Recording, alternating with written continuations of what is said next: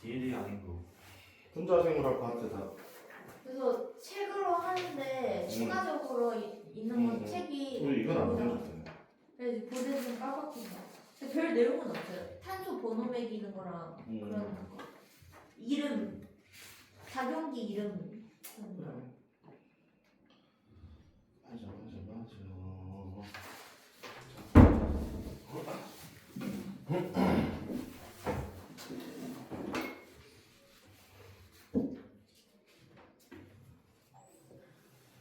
통시차는데 아무런 감흥이 없어. 그 옆에 주변 사람들이 막혀 있는 거야. 근데 뭔가 예상이 가. 걔가 어떤 말투로 떨어졌습니다. 나가세요를 했을까. 나 들었던 거. 이거 근데 거기서 틀린 말은 없어. 무슨 현승주가 한 거는. 근데 대놓고 선배면 뭐 하냐 막 이런 느낌으로 얘기를 해서. 이거 녹화되고 있는 거 아니야? 그래 알바인가? 알바노.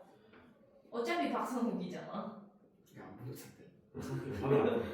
상욱이 내가 너한테 프린트 받아가라니까 어차피 안 되는데 꼭 받아야 된다며.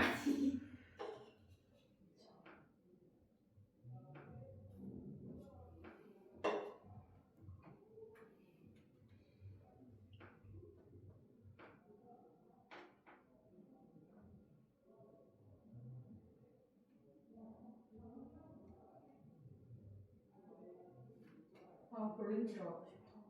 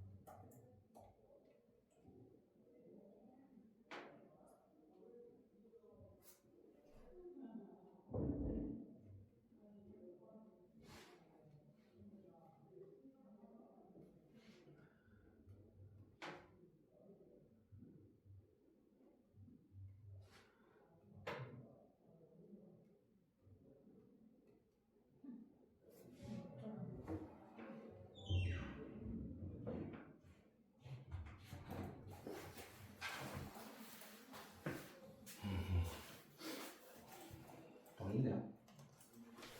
뭐야? 뒷판? 진짜 뭐요? 이쪽이 뭐요? 진짜?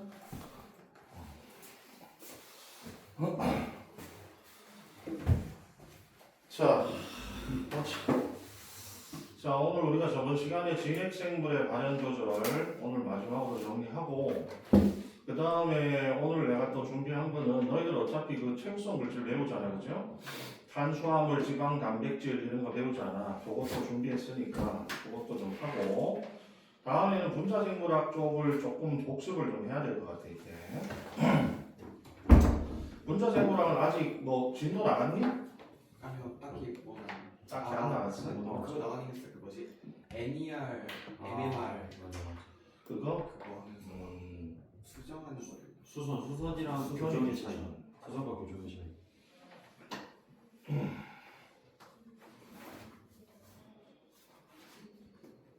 자, 우리 31페이지.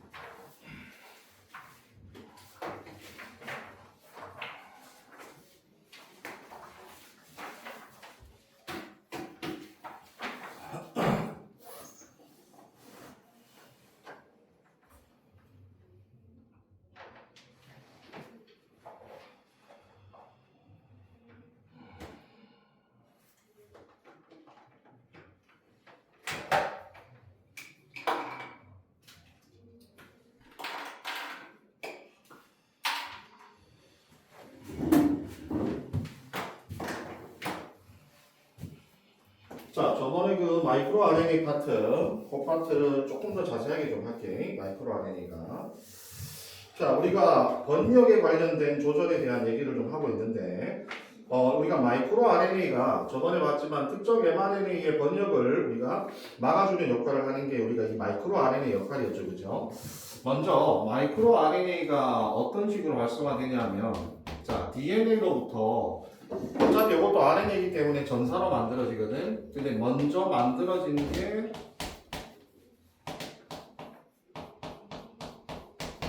자, 프리 mRNA, 프리 마이크로 RNA가 먼저 형성이 되거든. 여기 이제 폴리머레이스 2. 폴리머레이스 2가 mRNA로 전사를 했었죠, 그죠? 폴리머레이스 2에 의해서 프리 마이크로 RNA가 먼저 만들어져. 그럼 여기에 만들어질 때 모양이 어떻게 생겼냐면 이런 식으로 해서 이렇게 헤어핀 구조로 이렇게 만들어지거든. 이런 식으로 생긴다고 이렇게. 여기서 먼저 맨 처음에 이거를 첫 번째로 가공해 주는 게 여기를 절단해 주는 애가 있어요. 여기 이게 절단이게 절단. 여기를 절단해 주는 애가 여기 이제 드로샤예요.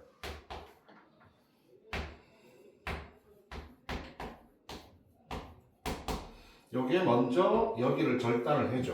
이게 드로샤가. 그 다음에 여기 지금 일어나고 있는 요게 과정이 여기 핵에서 일어나는 거거든. 여기 핵에서. 그래서 드로샤가 먼저 양쪽 끝에 있는 꼬리 부분을 이렇게 절단을 해줘 있대. 그럼 요걸 이제 절단을 하면 얘가 이렇게 핵 밖으로 나와. 이렇게. 그러면 이제 이렇게 생겼을 거 아니야. 이렇게 꼬리가 절단되어서 이런 식의 헤어핀 구조를 만들고 있거든 이때.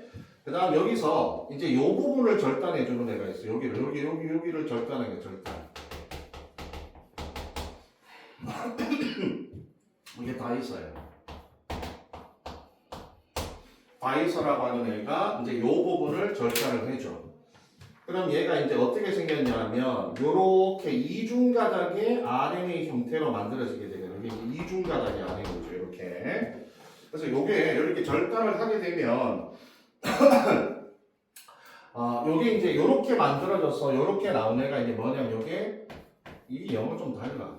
여기가 PRI고 여기는 PRE야. 마이크로 RNA.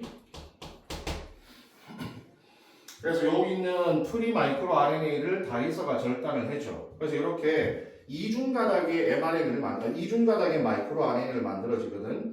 이게 듀플렉스라고 그래. 이게 마이크로 RNA 듀플렉스. 그러면 얘가 이제 누구하고 합쳐지냐면 여기서 이제 리스크 RISC라고 하는 단백질하고 합쳐져요. 여기서 리스크에서 여기 S가 뭐냐면 사일런싱이에요. 사일런싱. 이게 T가 복합체 컴플렉스고 결국에는 mRNA가 리스크라고 하는 요 단백질하고 복합체를 형성해야 되거든. 요 복합체를 형성을 함으로써 특정 mRNA의 번역을 조절하게 돼요. 예를 들어서 만약에 지금 요 mRNA가 있다라고 할 때 요 마이크로 RNA가 이렇게 이중가닥으로 지금 RNA가 이중가닥으로 형성되어 있잖아요. 그죠? 그 중에 한 가닥이 여기서 분리가 돼. 여기서 한 가닥이 분리가 되어서 마이크로 RNA가 mRNA 이런 식으로 해서 상보적인 결합을 하게 돼. 이렇게. 그래서 우리가 요 mRNA가 번역을 하려고 할 때 마이크로 RNA가 이 mRNA와 상보적 결합을 함으로써 여기 있는 mRNA 리보솜의 결합을 막아버리는 거죠. 그래서 얘를 번역하지 못하도록 한다는 얘기일 그래서 이때 두 가지가 있는데 만약에 100% 일치하는 만약에 염기가 100% 상보적으로 일치하게 되면 mRNA를 분해해버려요. 아예.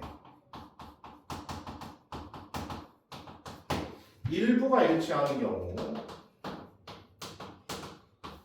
일부가 일치하게 되면 그냥 번역을 억제하는 것만 해주게 됩니다. 이때. 그래서 저번에 내가 siRNA도 잠깐 얘기했는데 혹시 학교에서 siRNA를 배우게 되면 나중에 내가 따로 해주겠지만 지금 우리가 이제 어차피 진핵생물의 발현 조절이라 siRNA는 따로 얘가 얘기를 하지 않는데 siRNA 같은 경우는 내가 저번에 뭐라 그랬어? mRNA와 100% 상보적이 된다 그랬잖아. 그래서 siRNA는 mRNA하고도 100% 염기가 상보적인 애들만 번역을 맞기 때문에 siRNA는 딱 한 종류의 mRNA하고 반응한다 그랬잖아. 근데 마이크로 mRNA는 100% 일치해도 결합할 수 있지만 일부만 일치해도 결합할 수 있기 때문에 여러 종류의 mRNA의 번역에 관여한다는 얘기가 있대. 여기 일부가 일치하더라도 역시 결합을 할 수 있다는 얘기이기 때문에 여러 종류의 mRNA의 번역을 조절할 수 있다.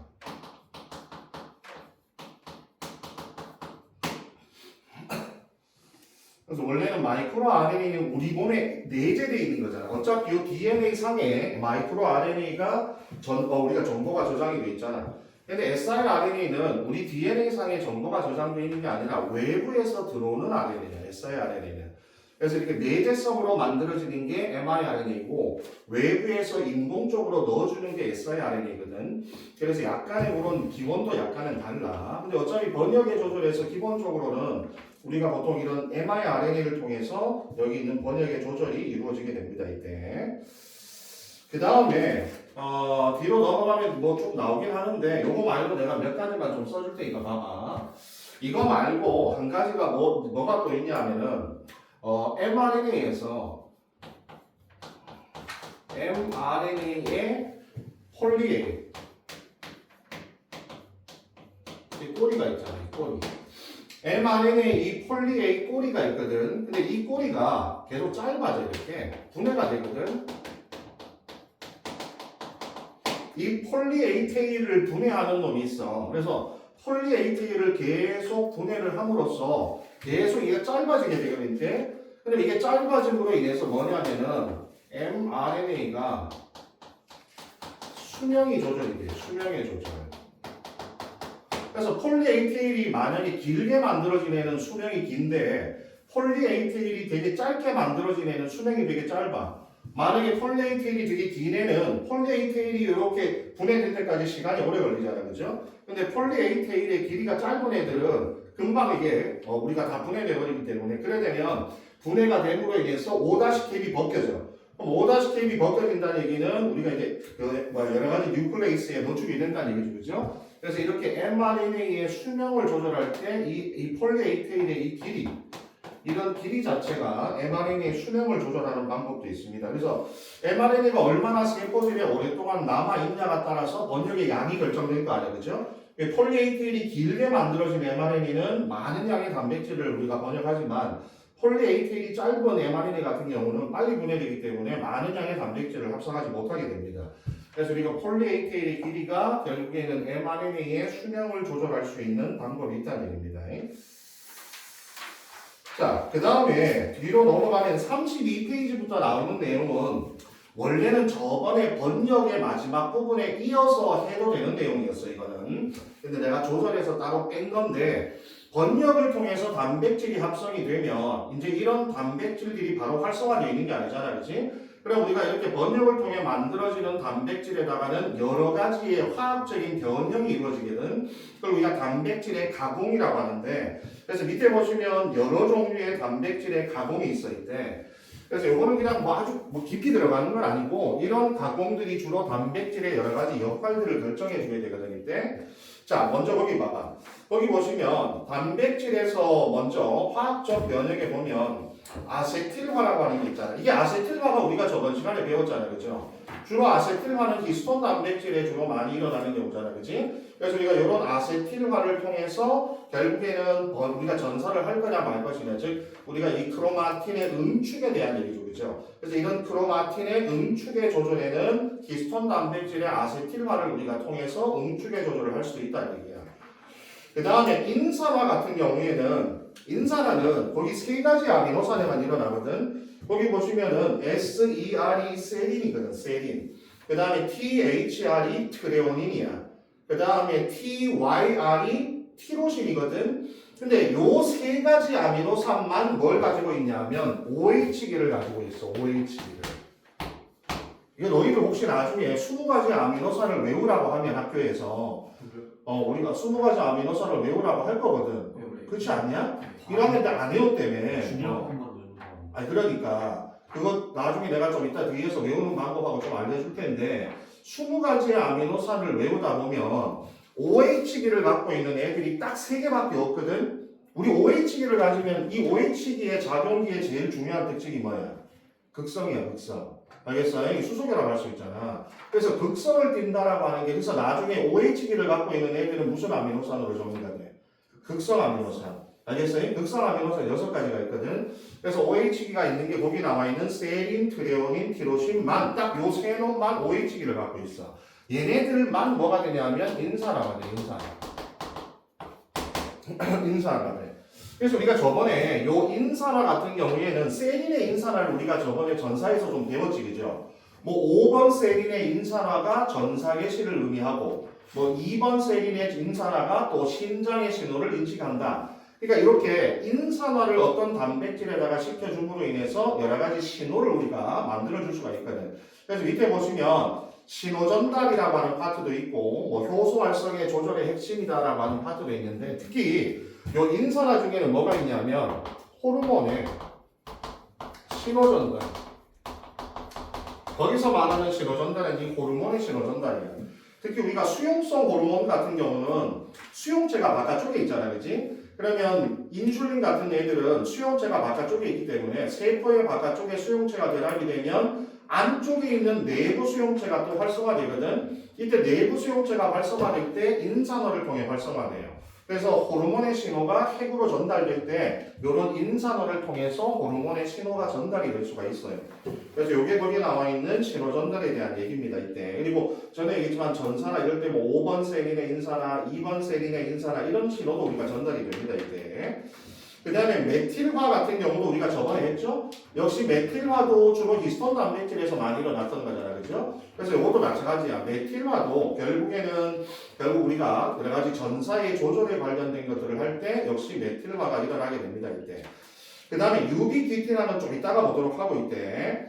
그 다음에 당화라고 하는 게 있거든, 당화. 당화는 뭐냐면 단백질에다가 당을 붙여주는 거야, 이거. 단백질에다가 당을 붙여주는데 너희들 우리가 예전에 보면 세포막에 막단백질 중에 있잖아. 우리 이렇게 세포막이 있을 때 이렇게 막단백질이 있는데 이 막단백질에 이렇게 탄수화물의 사실 이게 당이잖아, 당. 그래서 이걸 우리가 전체적으로 당단백질이라고 하잖아, 그치? 이때 우리가 이렇게 당이 붙어 있는 세포막에 있는 단백질들은 주로 무슨 역할을 하게 돼요? 그렇지, 인식의 역할이잖아. 인식. 세포 간의 서로 인식. 즉 우리가 이게 내 세포냐 남의 세포냐, 그죠? 이런 항원의 인식이라든지 이런 것들을 할 때 주로 당화가 일어나게 되잖아요, 그죠? 그래서 요거 할 때 뭐냐면 주로 당화 같은 경우는 소포체에서 시작이 되어서 골지체로 가는 경우가 대부분이에요. 그래서 대부분의 당화는 주로 소포체에서 일어나거든. 소포체에서 일어난다는 얘기는 단백질이 일단은 리보솜 중에는 소포체에 붙어있는 리보솜이 있잖아요, 그죠? 그래서 요놈의 단백질이 소포체와 골지체를 통해서 여기 어디로 가냐면 막단백질. 이 막단백질을 구성하게 되거든. 그래서 요때 이 소포체나 골지체에서 당화가 진행이 되게 됩니다. 요때 이제 당을 붙여주는 거야.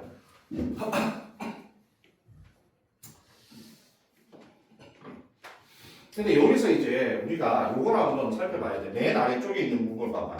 맨 아래쪽에 보면 단백질의 타깃팅과 이동이라고 하는 부분이 있거든. 맨 아래쪽입니다. 32페이지 맨 아래쪽에 있는 요 부분하고 요거를 좀 내가 연결을 시켜볼게. 이때 너희들 보통 우리가 이렇게 소포체가 있으면 리보솜이 이렇게 따로 분리되어 있는 리보솜하고 소포체에 부착되어 있는 리보솜하고 이렇게 두 가지 종류가 있잖아요, 그렇지? 결합 리보솜과 분리된 이게 자유 리보솜이라고 부르기도 하거든, 유리 리보솜이라고 부르기도 하고. 근데 이때 리보솜이 이렇게 세포질에 있는 거와 소포체에 부착된 거는 영원히 그런 게 아니고 붙었다 떨어졌다 자유롭게 하는 거거든, 이때. 근데 어떤 일이 벌어지냐면 예를 들어서 만약에 여기서 리보솜이 mRNA를 번역을 할 거란 말이야, 그렇지? 근데 여기서 mRNA를 번역해서 단백질이 이렇게 만들어질 거 아니에요, 단백질이, 그치? 그럼 이때 요 단백질의 끝부분에 신호서열이라고 하는 게 있거든. 신호서열이라고 하는 게 있어. 너희도 그 다음 페이지에 33페이지 위쪽에도 내가 정리를 해놨어. 여기 33페이지 위쪽에도 내가 정리를 해놨거든. 이때 야너 생각해봐. 만약에 여기서 이때 만들어지는 만약에 이 단백질이 세포 밖으로 분비돼야 되는 단백질이거나 아니면 막을 구성하는 단백질이라면 여기서 만들어지면 돼? 안 돼? 안 돼. 왜? 우리가 세포 밖으로 분비하거나 또는 세포막을 구성하는 단백질은 어떻게 이동해야 돼? 소포체를 통해서 골지체를 통해서 골지체에서 분비 소낭으로 나가는 거 아니야, 그렇지? 그럼 여기서 이렇게 만들어지면 안 되거든. 이때 뭐냐 문제가? 그럼 이때 요 신호 서열이 뭔 뜻이냐면 내가 어디로 이동해야 될 단백질이다를 알려주는 서열이야. 알겠어? 이게 시그널 시퀀싱이라고 하거든. 이때 신호 서열이 그냥 우리말로 시그널 시퀀싱이라고 하는데 이때 모든 단백질에는 시그널 시퀀싱이 붙어. 그래서 내가 야 나는 핵 안으로 들어갈 단백질이야. 아니면 나는 세포 밖으로 나가야 될 단백질이야. 아니면 나는 그냥 세포질에서 사용하는 단백질이야. 이런 이 단백질이 어디로 이동해야 되는지를 항상 알려주는 신호 서열이 만들어지게 되거든. M 말단 쪽에 이때. 근데 만약에 이때 이 신호 서열이 만약에 막 단백질이거나 나는 막을 구성하는 단백질이거나 또는 외부로 분비하는 분비 단백질. 너 분비 단백질이 어떤 게 있냐? 외부로 분비해야 되는 단백질. 세포 안에서 쓸 거 말고 세포 밖으로 분비해야 되는 단백질은 어떤 게 있어? 호르몬. 항체 이런 거 있잖아. 야, 이런 건 세포가 쓸 게 아니잖아. 세포 밖으로 분비를 해야 되는 거잖아, 그렇지? 그래서 우리가 혈액이나 이런 걸 타고 이동을 해야 되잖아. 그럼 만약에 이 신호서열이 내가 이런 단백질이라는 거를 만약에 알려주게 되면 여기에 이제 뭐가 결합하게 되냐면 SRP라고 하는 단백질이 결합을 하게 돼요. 이렇게 해서 SRP라고 하는 단백질이 결합을 하게 돼. 얘는 보자 시그널 리코그네이션.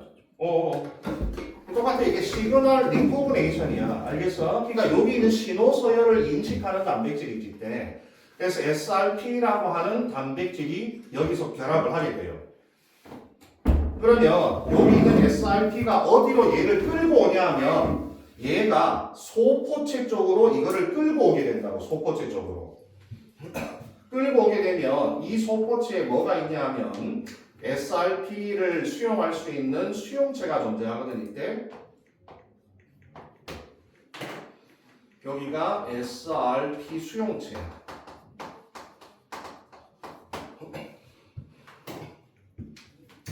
그러면 여기 어떻게 되냐면 그 다음에 과정에서 이렇게 돼 있을 때 여기에 SRP 수용체가 있잖아.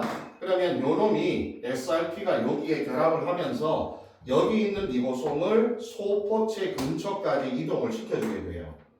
그렇게 해서 이렇게 해서 이런 상태에서 이 단백질이 이렇게 소포체 안으로 이렇게 이동을 하게 돼. 그리고 이게 SRP는 떨어져 나가. SRP 떨어져 나가고 여기 있는 시그널 시퀀싱도 이 안에서 잘라버려. 알겠어요? 그래서 이렇게 이동하는 동안에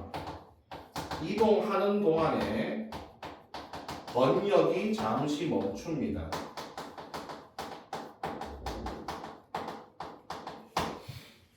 그래서 SRP가 여기 있는 신호 서열을 인식해서 결합을 해버리면 리보솜에서 번역이 딱 중단돼. 일시정지가 돼. 그래서 얘가 소포체로 이동할 때까지 걸리는 시간 동안 번역이 중단이 되게 돼요. 그러면서 여기 있는 리보솜이 소포체 근처로 와서 리보솜이 소포체에 부착을 하게 돼요. 그리고 여기서 만들어지는 단백질들은 이 안으로 소포체 안으로 계속 이동을 하게 됩니다. 이때. 알겠죠? 자, 이것도 우리가 마찬가지야. 단백질이 만들어진 이후에 번역 이후에 일어나는 여러 가지의 과정 중에 하나거든 이것도. 그래서 지금 내가 얘기하는 거는 소포체로 이동하는 방법을 주로 얘기한 건데 이거 말고 뭐 핵으로 이동할 때도 이와 비슷한 방법을 쓰고 미토콘드리아 안으로 들어가는 것도 있고 아니면 영록체 안으로 들어가는 것도 있거든. 이게 다 신호 서열이 다 달라. 그래서 그 신호 서열이 뭔지에 따라서 얘가 소포체로 이동할 수도 있고 아니면 이걸 핵으로 갖고 갈 수도 있고 여러 가지로 단백질들을 나중에 이동하는 방향이 다 달라져있대. 그러면 여기서 이제 이렇게 이동을 한 상태에서 아까 말했지만 만약에 얘가 막을 구성하는 단백질인데 인식의 역할을 하는 단백질이라면 뭘 시켜주는 거야? 이제 그 단백질은 여기서 당화를 시켜주게 되는 거지 이때. 알겠어요? 소포체로 들어가서 골지체로 이동하는 동안에 당화를 거쳐서 막을 구성하는 단백질 중에 인식의 역할을 하는 단백질로 거듭나게 되는 거지 이때. 그래서 요거는 당화하고 같이 연결해서 이해하는 게 좋아 이게. 이 번역에서 되게 중요한 파트 중에 하나거든 이게 단백질의 이동이.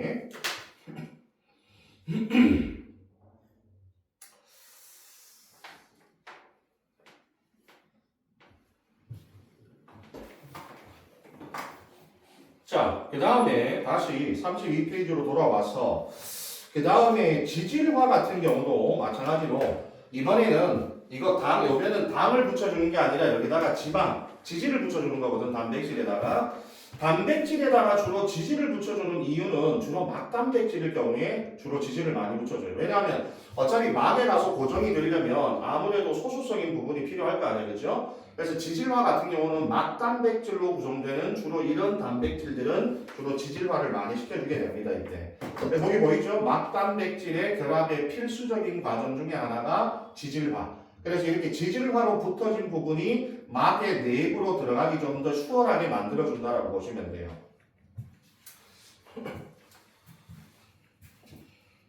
여기 뭐 프레닐화, 미리스토일화 이런 거는 다 지방산의 이름이야.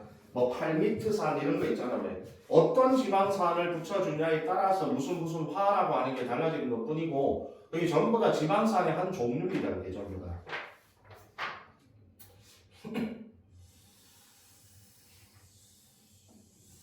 그 다음에 이황화 결합이라고 하는 게 있죠, 그죠? 요거는 주로 이제 너희들 이황화 결합이라고 하는 게 예를 들어서 만약에 단백질이 이렇게 꼬였을 때 여기서 SH기, 설프히드릴기라고 하죠, 그죠? 여기 SH기가 이렇게 있다 치면, 야, SH기를 가지고 있는 아미노산은 딱 20개 중에 하나밖에 없거든. 설프히드릴기를 가지고 있는 아미노산이 딱 하나밖에 없어. 이거 외워야 돼. 20개 중에 누굴까? 아니면 황을 가지고 있는 아미노산이 딱 2개밖에 없어. 20가지 아미노산 중에 황을 가진 애가 누군지 알아? 메사이오닌하고 시스테인밖에 없어. 황을 가진 아미노산이 메사이오닌하고 시스테인밖에 없는데 근데 메사이오닌은 SH기가 아니야. 그냥 S야, S. 알겠어요? 그냥 이렇게 S 이렇게 돼 있거든, 이렇게. 그래서 얘는 이황화 결합을 못해. 이황화 결합을 할 수 있는 아미노산은 시스테인밖에 없어. 알겠어요? 시스테인만 SH기를 가지고 있어 있대. 그럼 봐봐, 이게 만약에 인슐린이라고 하면 여기서 이제 인슐린이 이런 식으로 막 여러 가지 아미노산들이 연결되어 있을 거 아니야? 근데 여기 있는 요 아미노산이 시스테인이야. 그 다음에 여기 마찬가지 여기 있는 아미노산이 시스테인이야. 이렇게 돼 있거든. 그럼 얘가 이렇게 단백질의 아미노산의 배열이 이렇게 많이 휘어지다가 여기 SH와 SH가 만나면 여기서 요 결합이 이렇게 되거든. 자, 요렇게 해가지고 요놈이 요런 식으로 해서 여기에 S와 여기에 S가 결합하면서 EH 플러스 수소이온 2개와 전자 2개 떨어져 나가. 그러면서 요게 바로 이황화 결합이 돼.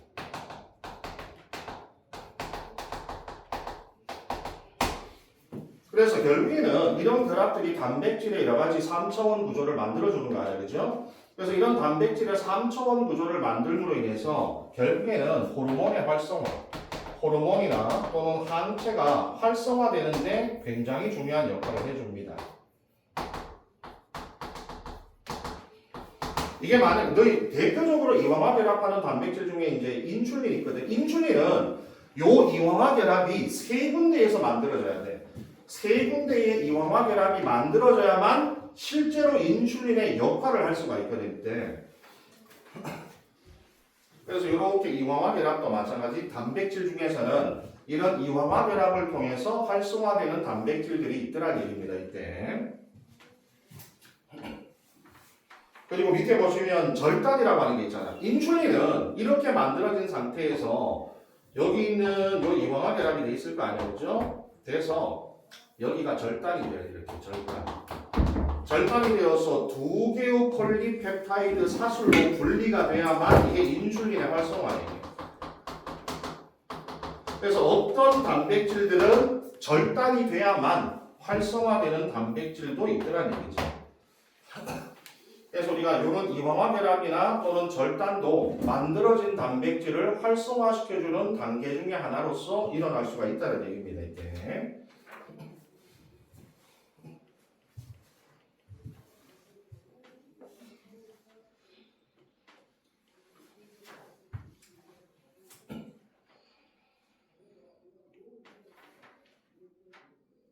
그래서 우리가 번역을 하고 난 단백질이 바로 활성화되는 건 아니고 이런 여러 가지 화학적 변화와 또는 물리적 변화를 거쳐야만 기본적으로 우리가 알 수 있는 이런 단백질의 역할을 할 수 있는 단백질들이 있더란 얘기예요. 모든 단백질이 이거 다 잘라져야 되는 건 아니고 이렇게 과정을 거쳐야만 되는 활성화되는 단백질들도 있다는 얘기입니다. 이게.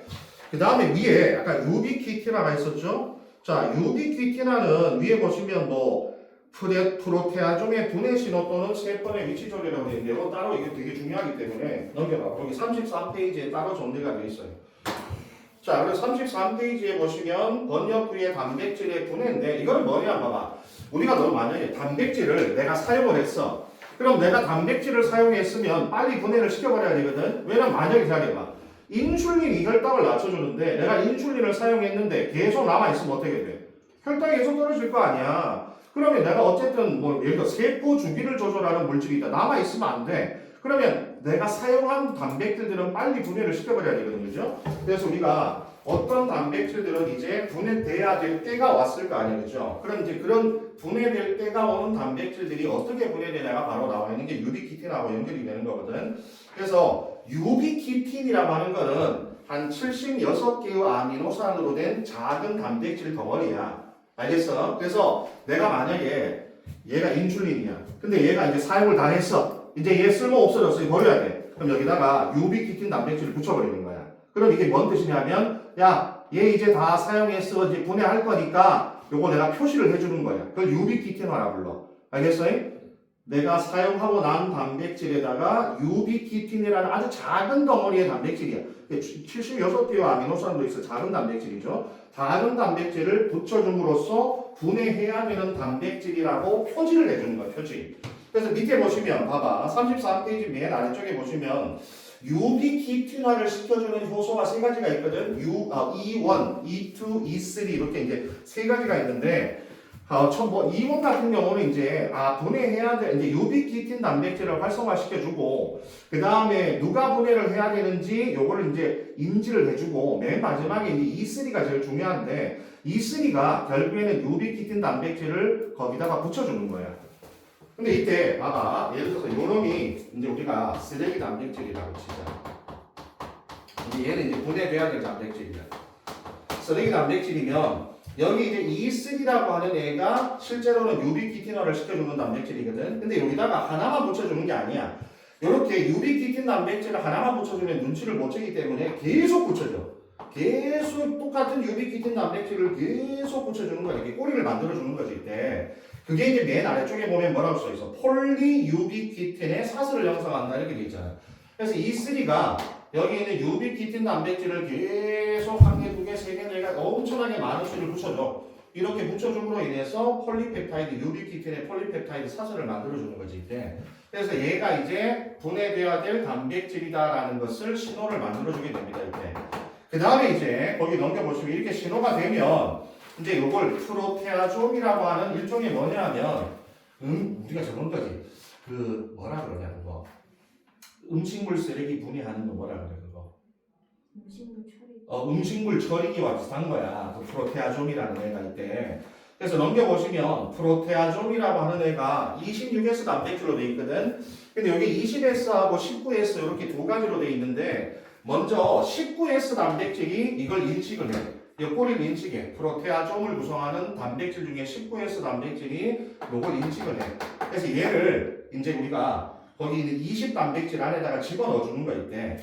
근데 얘가 예를 들어서 막 이런 식으로 막 꼬여 있을 거 아니야. 이런 식으로 여기는 쓰레기 단백질이 꼬여 있을 거 아니야. 그러면 이게 막 꼬여져 있으면은 프로테아좀이라고 하는 그 우리가 음식물 처리 안에 집어넣기가 힘들거든. 그래서 이걸 어떻게 부르냐면 이걸 일자로 펴줘. 이렇게 쫙 펴주는 거야.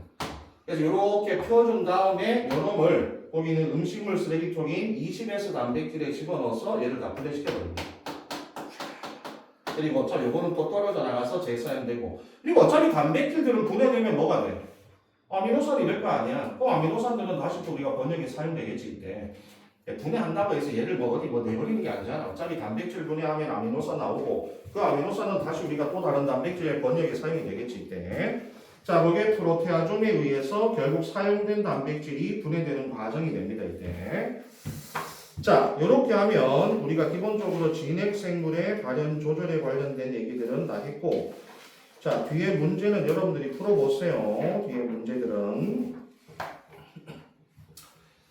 자, 그 다음에 우리가 오늘 또 해야 되는 부분은, 자, 이거 나눠줘.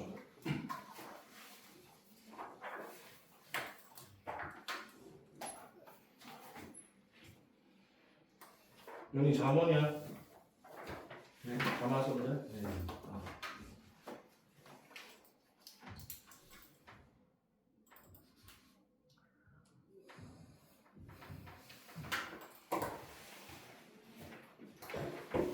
자, 일단 5분만 좀 쉬었다 할게.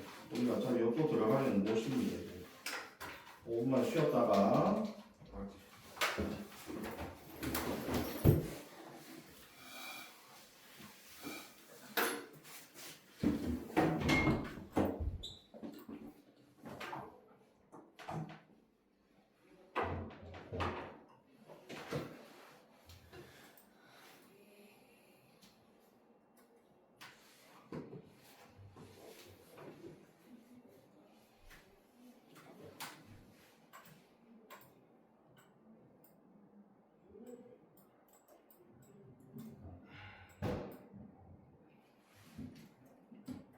저 줄가운데 써도 될까요?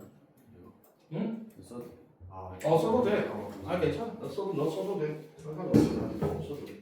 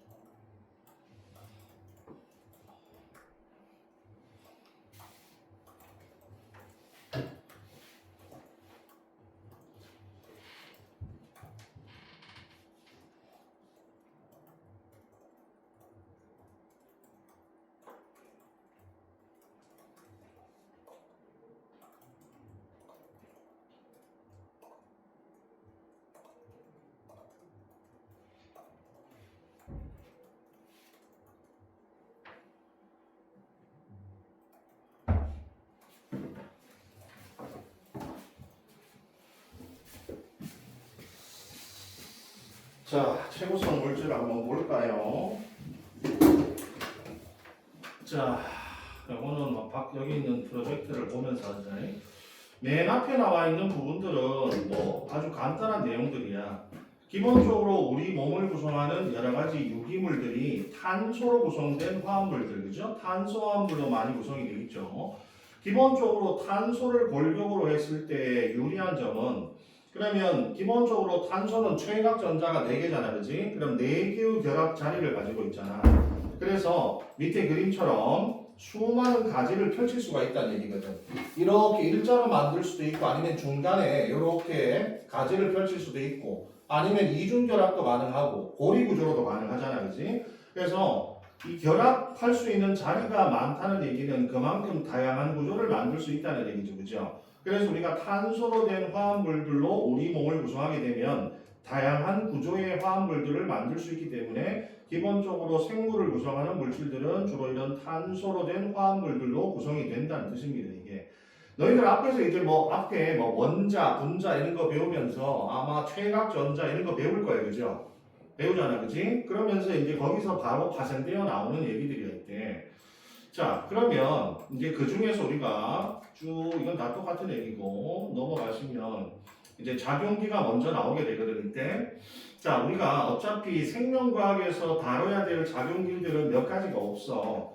그래서 우리가 요 각각의 작용기들이 결국에는 이 작용기가 붙으면 그 물질의 특성을 부여할 수 있다라고 해서 이걸 우리가 작용기라고 부르게 되거든 이때.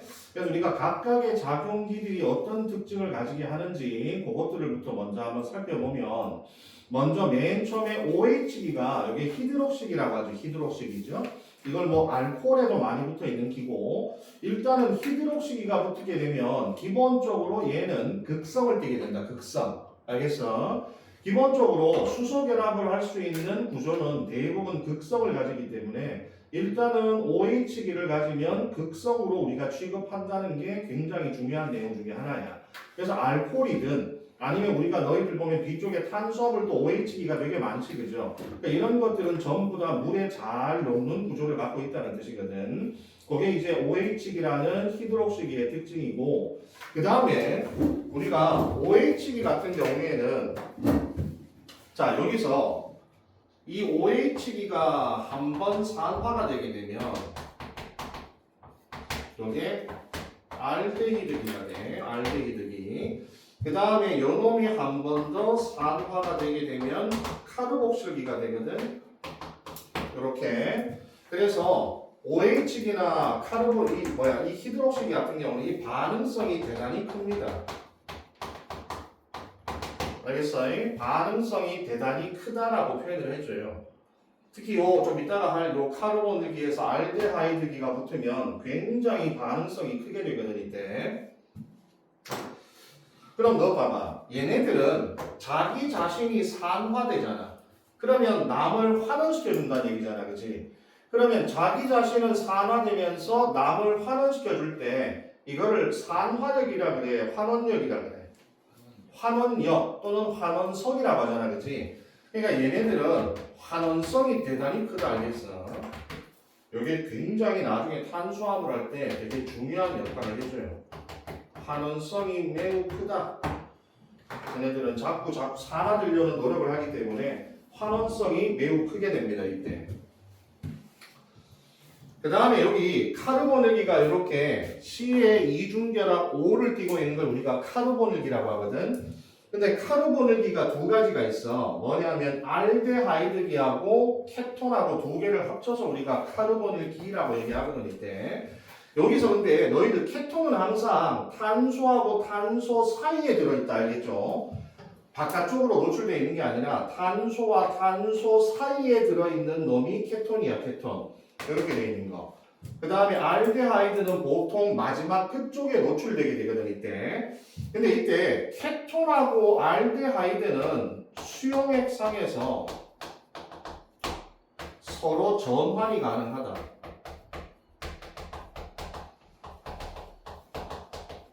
서로 전환이 가능하거든. 이때 알데하이드기하고 케톤기는. 그래서 우리가 아까 전에 알데하이드기를 가지면 얘가 환원성이 되게 크다고 그랬잖아. 그치? 근데 알데하이드기 말고 케톤도 알데하이드로 바뀔 수가 있기 때문에 알데하이드나 케톤을 가지는 카르보닐기는 전부 다 환원성이 대단히 큽니다. 알겠죠? 자기 자신이 산화되면서 남을 환원시켜 줄 수 있는 환원성이 매우 크다라고 볼 수가 있어요. 너희들 환원성을 확인할 수 있는 실험이 몇 가지 있거든. 환원성 물질을 확인하는 실험이 뭐가 있어? 뭐? 이 물질이 환원성을 가지고 있는 물질인지를 확인하는 실험이 있잖아. 몇 가지가. 그거 몰라? 베네딕트 반응 몰라? 그래, 그게 검출 반응이잖아. 환원성 검출 반응이잖아. 그 포도당의 환원성을 갖고 있으니까 포도당을 검출하는 게 베네딕트잖아. 환원성 물질을 검출하는 거. 좀 이따가 나올 때 탄수화물 중에서 단당류와 이당류와 다당류를 할 때 단당류와 이당류 중에 딱 하나만 비환원성이 딱 하나 있잖아. 이게 뭐야? 과당. 잘 봐봐. 포도당, 과당, 갈락토스, 엿당, 젖당, 설탕. 이게 6가지가 되게 중요하거든. 요 중에 비환원성이 딱 하나 있어. 왜 비환원성인지 좀 이따 내가 보여줄 텐데 설탕이거든. 설탕만 비환원성이야. 이당류하고 단당류 중에서. 그래서 걔네들은 베네딕트 반응에 반응하지 않아요. 알겠어? 이게 환원성 물질을 검출하는 반응이 베네딕트야. 근데 우리가 일반적으로 포도당이라고 많이 알고 있는 이유는 이제 포도당 검출도 되지만 걔는 환원성이면 다 검출돼. 과당이나 이런 것도 다 검출이 돼. 이렇게 펠링용의 반응도 있고 그 다음 응고울 반응도 있어. 이 세 가지가 뭐냐면 환원성 물질을 검출하는 반응들이었어. 세 가지가. 그래서 뭐 베네딕트 반응할 때 보면 뭐 베네딕트 용액에 집어넣고 가열을 하면 뭐 황적색으로 바뀐다 이런 얘기가 나오잖아. 그죠? 자, 그래서 카르보닐기는 우리가 좀 이따가 탄수화물 할 때 아주 중요하게 나올 거기 때문에 잘 기억을 하고 계시고 이때. 그 다음에 카르복실기, 이게 COOH잖아. 그죠? 자, 카르복실기는 기본적으로 여기 있는 수소가 여기 수소 이온의 형태로 떨어져 나갈 수가 있잖아요. 이렇게. 그래서 COO-로 바뀔 수가 있거든. 이때. 그럼 얘는 수소 이온을 내어 넣을 수 있는 역할을 할 수 있기 때문에 얘는 산성이야. 산성작용기야. 산성작용기. 수소 이온을 내어 넣을 수 있는 작용기이기 때문에 이 카르복실기를 가진 애들은 산성 물질이 주로 특성을 가지게 돼요. 그래서 주로 카르복실기를 가진 애들은 끝에다 산자가 붙어. 아세트산, 지방산 뭐 이런 식으로 주로 산자가 붙는다니. 뒤에 가서 아미노산 중에서도 요 딱 카르복실기를 가진 애가 딱 2개가 나오거든. 걔네들도 아미노산 중에서 COO- 즉 카르복실기를 가진 애는 딱 2개밖에 없어. 20가지 아미노산 중에 딱 산자 붙은 애 딱 2개 있는데 걔 아스파라트산하고 글루탐산이에요. 걔네 둘만 카르복실비를 가지는 아미노산이 되어 있대. 어차피 얘네들도 당연히 극성을 띠겠죠, 그죠? 당연히 산성을 띠기 때문에 극성을 띠게 됩니다, 이게. 그 다음에 아미노기는 NH2잖아. 자, 여기서 아미노기는 NH2인데 얘는 위에 있는 카르복실비와 반대로 얘는 수소이온을 받을 수가 있잖아. 그래서 NH3 플러스로 바뀔 수가 있거든, 이때. 그래서 아미노기를 가진 물질은 수소이온을 받아들일 수 있는 역할을 하기 때문에 이게 염기성이에요. 염기성 작용이에요. 그래서 아미노산 중에서도 염기성 아미노산이 딱 세 가지가 있는데 걔네들이 다 NH3 플러스나 NH2 플러스를 띠게 됩니다, 이때. 자, 그래서 이게 염기성 아미노기를 가진 애가. 그 다음에 아까 봤지만 셀프 히드릴리, 그죠? 요게 SH이잖아, SH. 아까 내가 SH를 가진 애가 누구 있다 그랬어? 또 있잖아, 누구? 그래, 시스테인만 갖고 있다고, 시스테인만. 그래서 SH기를 갖고 있는 애들은 나중에 이황화 결합을 할 수 있다, 이렇게 나오거든, 이때. 그게 바로 시스테인밖에 없습니다, 시스테인밖에. 그래서 시스테인은 나중에 이황화 결합을 할 수 있는 가장 대표적인 아미노산.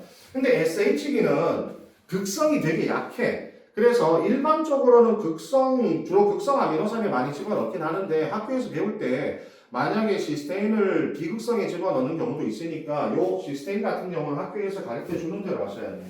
나는 일반적으로는 극성에 많이 집어넣는데 극성이 되게 약하기 때문에 요거는 기본적으로 무극성, 우리가 비극성 쪽에도 가끔 들어가는 책도 있습니다. 알겠죠? 하지만 일반적으로는 극성으로 많이 분류하기 때문에 시스테인은 일단 극성으로 알고 계시는 게 좀 편해.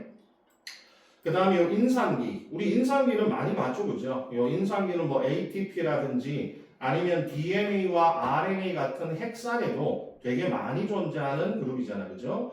이 인산기도 마이너스, 여기도 마이너스를 띠기 때문에 기본적으로 얘도 극성을 가지게 됩니다, 이때. 그 다음에 확실하게 이 중에서 무극성을 띠는 게 메틸기입니다, 메틸기. CH3. 그래서 대표적으로 이 메틸기를 가지고 있는 가장 대표적인 애들이 주로 이 지방산들이거든, 지방산들. 너희들 이게 왜냐하면은 지방산들이 이렇게 탄소의 사슬이 굉장히 많거든, 이렇게. 근데 어차피 여기에 H가 2개씩 붙을 거 아니야. 근데 맨 마지막 탄소는 수소가 몇 개 붙을 수 있어? 3개 붙어. 여기 이제 메틸기가 붙거든. 대부분 모든 지방산들은 마지막에 다 메틸기로 끝나, 전부 다. 그러면 결국에는 이런 애들은 전부 다 뭐가 되냐 하면은 전부 다 극성을 띠지 않아요. 전부 다 무극성이 됩니다, 이런 애들. 그래서 지방산도 전부 다 무극성을 띠게 됩니다, 이때. 자, 요렇게 기본적으로 우리가 알 수 있는 작용기들이 이렇게 있다는 거 기억을 좀 하시고, 그 다음에 내가 뒤쪽에는 각 작용기들의 조금 더 자세한 얘기를 내가 써놨으니까 요거는 여러분이 참고로 읽어보시면 됩니다. 알겠죠? 내가 얘기했던 부분들은 다 여기 다 들어있어요. 여기서. 자, 그 다음에 이제 우리가 그 중에서도 이제 탄수화물에 대한 얘기를 좀 할 거거든, 이때. 자, 너희들 탄수화물을 우리가 영어로 할 때는 카보하이드레이트라고 하잖아. 그지? 카보하이드레이트가 탄수화물인데 탄수화물은 분류를 할 때 기본적으로 단당류, 이당류, 다당류 이렇게 표현을 하거든. 근데 우리가 당을 영어로 하면 사카라이드가 영어로 당이야, 당. 알겠어? 그래서 밑에 보시면 심플이 단당류와 이당류. 그래서 이게 모노사카라이드가 단당류. 그 다음에 디사카라이드가 이당류. 그 다음에 폴리사카라이드가 다당류가 됩니다. 다당류. 그래서 크게 이렇게 세 가지로 분류를 할 거거든, 이때. 그러면 거기서 우리가 단당류 중에서도 대표적인 세 가지가 있잖아. 글루코스가 뭐지? 포도당이고, 프락토스가 과당입니다. 그리고 갈락토스는 그냥 갈락토스입니다. 우리말로도 갈락토스입니다, 이때. 그 다음에 말토스는 우리말로 역당입니다. 그죠? 말토스는 역당. 락토스가 뭐? 적당. 수크로스가 설탕입니다. 요게. 그래서 좀 이따가 뭐 어떤 단당류 2개가 결합한 건지 다 외우셔야 돼요, 이때. 그 다음에 폴리사카라이드 했을 때 밑에 나오는 게 스타치가 이제 녹말이죠, 녹말. 그죠? 스타치가 녹말. 파이버가 식이섬유, 즉 셀룰로스 같은 애들을 파이버라고 하잖아. 그죠? 식이섬유, 셀룰로스 같은. 요게 나중에 이제 구조다당류로 들어갈 거예요, 이게. 글리코젠은 들어봤죠, 그죠? 우리가 식물의 저장 다당류가 뭐야? 식물의 저장 다당류가 녹말이고 동물의 저장 다당류가 글리코젠이야. 그래서 그거는 식물과 동물에서의 저장의 형태. 그리고 파이버는 나중에 다당류를 나눌 때 지금처럼 저장 다당류가 있고 구조 다당류가 있는데 파이버는 우리가 구조 다당류, 식물을 지탱하잖아요. 이렇게 섬유질이 빳빳하게 식물을 지탱하기 때문에 이런 거는 구조 다당류라 그래. 이때 저장 다당류는 내가 탄수화물을 쓰고 남으면 저장을 해야 될 거 아니야, 그렇지? 야, 저장한다는 얘기는 얘는 앞으로 우리가 필요할 때 뭘로 쓰겠다는 얘기야. 그렇지, 에너지원으로 쓰겠다는 얘기지. 근데 구조다당류는 필요하다고 끄집어내서 내가 에너지원으로 쓸 수 있는 게 아니고 구조다당류는 그냥 몸의 구조의 일부를 차지하는 거야. 걔는 막 필요하다고 꺼내갖고 에너지원 쓰는 게 아니고. 그래서 녹말이나 글리코젠이 필요시에 다시 내가 에너지원으로 뽑아 쓸 수 있는 저장 다당류가 되게 됩니다. 이때. 자, 그러면 이제 먼저 단당류부터 올 텐데 일단 여기 보시면 기본적으로 원래는 탄수화물의 기본식이 이렇게 돼. C에다가 여기다가 H2O에 전체적으로 N이 돼 있는 거고 이때. 그래서 원래는 이름을 붙일 때 탄수, 그죠? 수화되다. 탄수화 이렇게 해서 탄수화물이라고 이름을 붙인 건데 이게 이제 잘못 붙여진 거지, 그죠? 우리가 식을 보자면 마치 탄소에다가 물 분자가 만나서 탄수화물이 된 것처럼 보이는데 우리가 이제 과학성에서 배웠다시피 실제로 우리가 이 포도당을 만들 때 그렇게 만드는 게 아니라 어떻게 만들어? CO2에다가 CO2가 이렇게 있고 물이 이렇게 있으면 뭐를 분해해? 물을 반분해시키잖아. 그래서 여기서 수소와 전자를 여기다가 켈빈 회로에 갖고 가서 CO2와 붙이잖아. 기억나니? 그때, 그죠? 그래서 여기서 포도당을 만드니까 실제로 우리가 이름을 붙인 거하고 다르게 만들어지죠, 그죠? CO2에다가 수소를 붙이는 거지 물에다가 탄소를 붙인 게 아니거든 실제로. 근데 우리가 이렇게 잘못 붙여진 것들도 이미 널리 알려져 버리면 그냥 그대로 사용하게 됩니다 이때. 자, 그러면 이때 탄수화물에 보시면 밑에 요렇게 아까 전에처럼 카르보닐기가 붙어 있단 말이에요 이때. 그래서 여기 알데하이드기가 붙어 있는 당이 있고 그 다음 케톤은 내가 그랬죠 항상 탄소와 탄소의 사이에 있어야 돼 케톤은 이때. 그래서 여기서 알데하이드기가 작용기로 붙어 있는 애가 있고 케톤이 붙어 있는 애가 있는데 알데하이드기를 작용기로 가지고 있는 애를 우리가 알도스라고 그래. OSE가 당을 뜻하는 전미사야. 당을 뜻하는 전미사. 그래서 알도스라고 이름을 붙이게 되고 그 다음에 케톤기를 가지고 있는 탄수화물은 케토스라고 이름을 붙이게 돼. 그러니까 포도당 같은 경우는 알데하이드를 가지니까 어디에 속해? 알도스에 속하는 당이고 그 다음 반대로 과당 같은 경우는 케톤을 가지고 있는 당이기 때문에 우리가 과당 같은 경우는 케토스에 속하는 당이라고 볼 수 있는 거지 이때. 알겠죠? 그래서 이렇게 알데하이드와 케톤기를 가지고 있음으로 해서 굉장히 반응성이 커지게 됩니다 이때. 그래서 우리가 뭐 탄소가 몇 개냐에 따라서 트리케토스, 트리알도스 펜타알도스 뭐 이런 식으로 이름을 붙이는데 우리가 기본적으로 우리가 육탄당이 제일 많이 중요하잖아요, 그죠? 헥사트리오스 뭐 이런 식으로 이름을 붙이거든요, 여기서. 자, 그러면 단당류에 이제 세 가지를 먼저 볼 텐데 이게 쭉 이렇게 나와 있어. 원래는 단당류는 기본적으로 탄소가 3개짜리부터 7개짜리까지 구성이 되어 있거든. 그러니까 3탄당부터 7탄당까지 있어, 단당류는. 근데 우리가 그 중에서 중요하게 보는 건 5탄당하고 6탄당. 알겠죠? 5탄당하고 6탄당을 위주로 해서 우리가 공부를 할 겁니다, 이때. 그럼 이게 이제 뭐냐면 전부 다 이거 탄수화물의 종류지 전부 다. 이런 식으로 해서 쭉 많은, 여기 탄소가 3개인데 케토니까 이제 트리오스 뭐 이런 식으로. 알겠어? 이런 식으로 이름을 붙이는 건데 이게 이제 화학적인 명칭하고 우리가 따로 부르는 명칭하고 다르단 말이에요, 이때, 기본적으로. 자, 그 다음에 자, 여기 봐봐. 여기 보시면 우리가 이제 3가지 육탄당이 나와 있거든, 이때. 3가지 육탄당이 나와 있는데, 요게 이제 포도당, 갈락토스, 요게 과당이란 말이에요, 이때. 그래서 지금 보면 포도당과 지금 갈락토스는 알데하이드를 갖고 있잖아, 알데하이드기. 요렇게 갖고 있고, 여기는 과당은 케톤기를 갖고 있어서 나중에, 요거 나중에 고리 구조가 될 때 좀 바뀌어 있대. 근데 여기서 이제 봐봐. 우리가 기본적으로 탄소가 4개의 결합기를 가질 때, 요 4개가 모두 다 다른 물질이 결합되어 있을 때 우리가 여기 있는 요 탄소를 알파 탄소라고 그러거든. 들어봤을 거야. 알파 탄소. 카이랄 탄소. 맞아. 오케이. 카이랄 탄소인데 기본적으로 그냥 알파 탄소라고 많이 불러있대. 그래서 원래 카이랄 탄소가 맞거든 이때. 근데 일반적으로 여기서는 알파 탄소라고 많이 이름을 붙여있대. 비대칭 탄소를 얘기하는 거지, 그죠? 그럼 여기서 지금 여기도 보면 비대칭 탄소가 되게 많아요 이때. 비대칭 탄소가. 그래서 일반적으로 여기서 이제 우리가 탄소의 번호를 붙일 때에는 기본적으로 작용기를 기준으로 해서 붙여주는 게 일반적이거든 이때. 알겠어요? 원래는 탄소의 번호를 붙일 때 그렇게 막 복잡한 어떤 특이한 규칙이 있는 건 아니야 이때.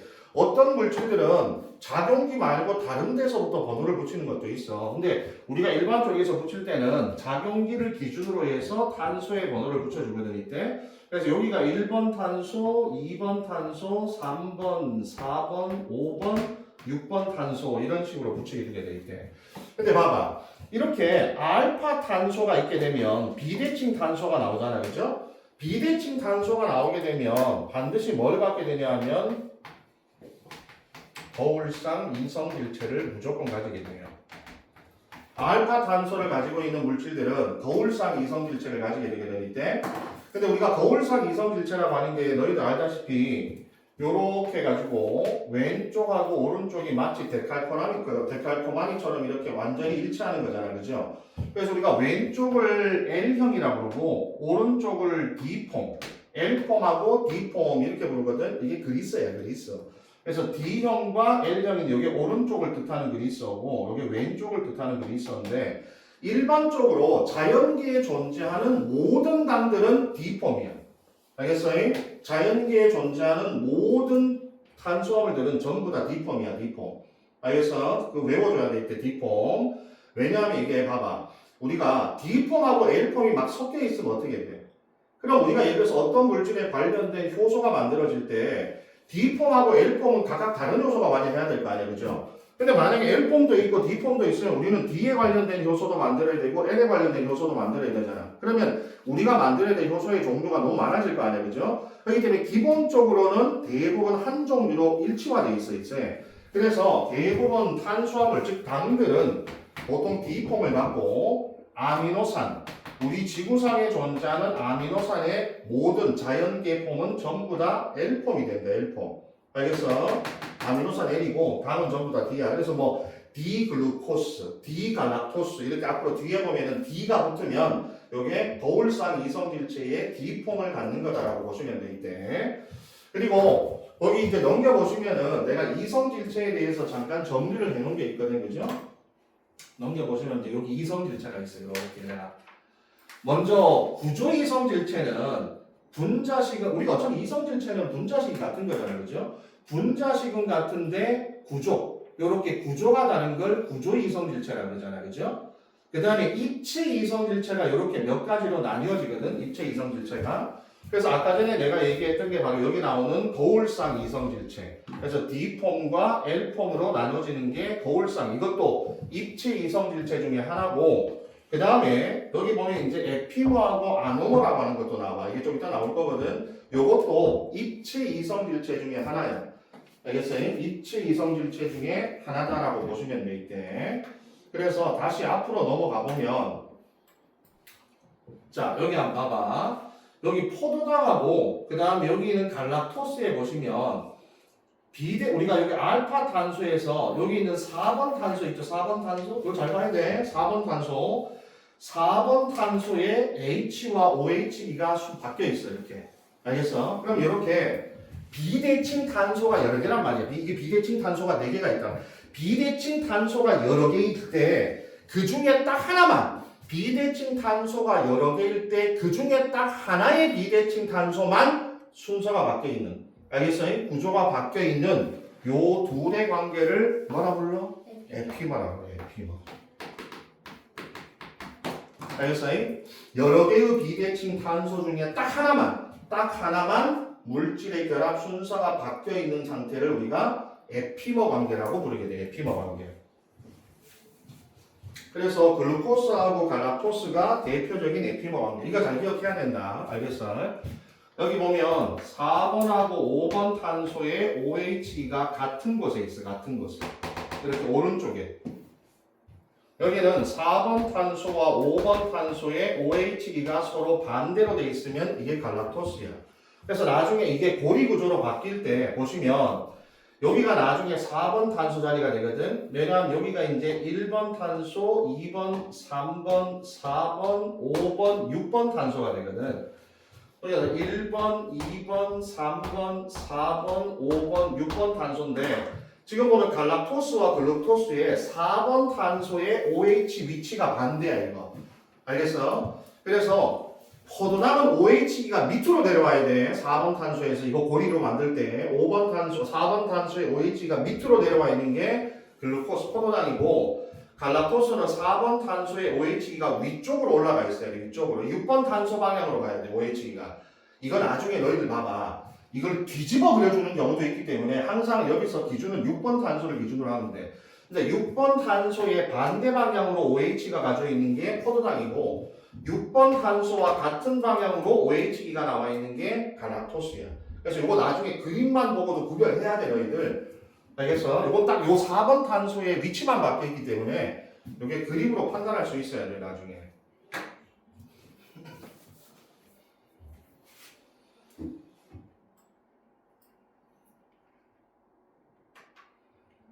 자, 그 다음에 이제 에피머 관계는 아까 내가 얘기했죠, 그죠? 여기 있는 딱 하나의 비대칭 탄소 여러 개 중에 딱 하나만 바뀌어 있는 상태를 에피머 관계라고 부른다.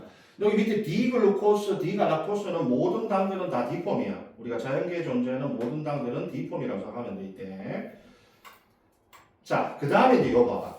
얘네들이 고리 구조를 형성하는 방향을 나타내는 거거든 이때. 이게 아까 너희들 보니까 너희들 그 학교 프린터하고 내가 만든 프린터 되게 비슷하긴 한데 여기 보시면 이게 어떻게 우리가 이 그 고리 구조를 만드냐면 얘가 선형 구조와 고리 구조가 거의 같은 상태로 존재하거든 거의. 그러면 여기 보면 5번 탄소에 있던 여기 산소 있잖아요. 여기 5번 탄소에 있던 요 산소가 1번 탄소를 공격하게 돼. 여기서. 알겠어요? 5번 탄소의 산소가 여기 있는 1번의 탄소를 공격하게 된다고. 이런 식으로. 그래서 이게 휘어지게 되거든. 그래서 이게 휘어지는 모습을 이렇게 그린 거예요. 이때.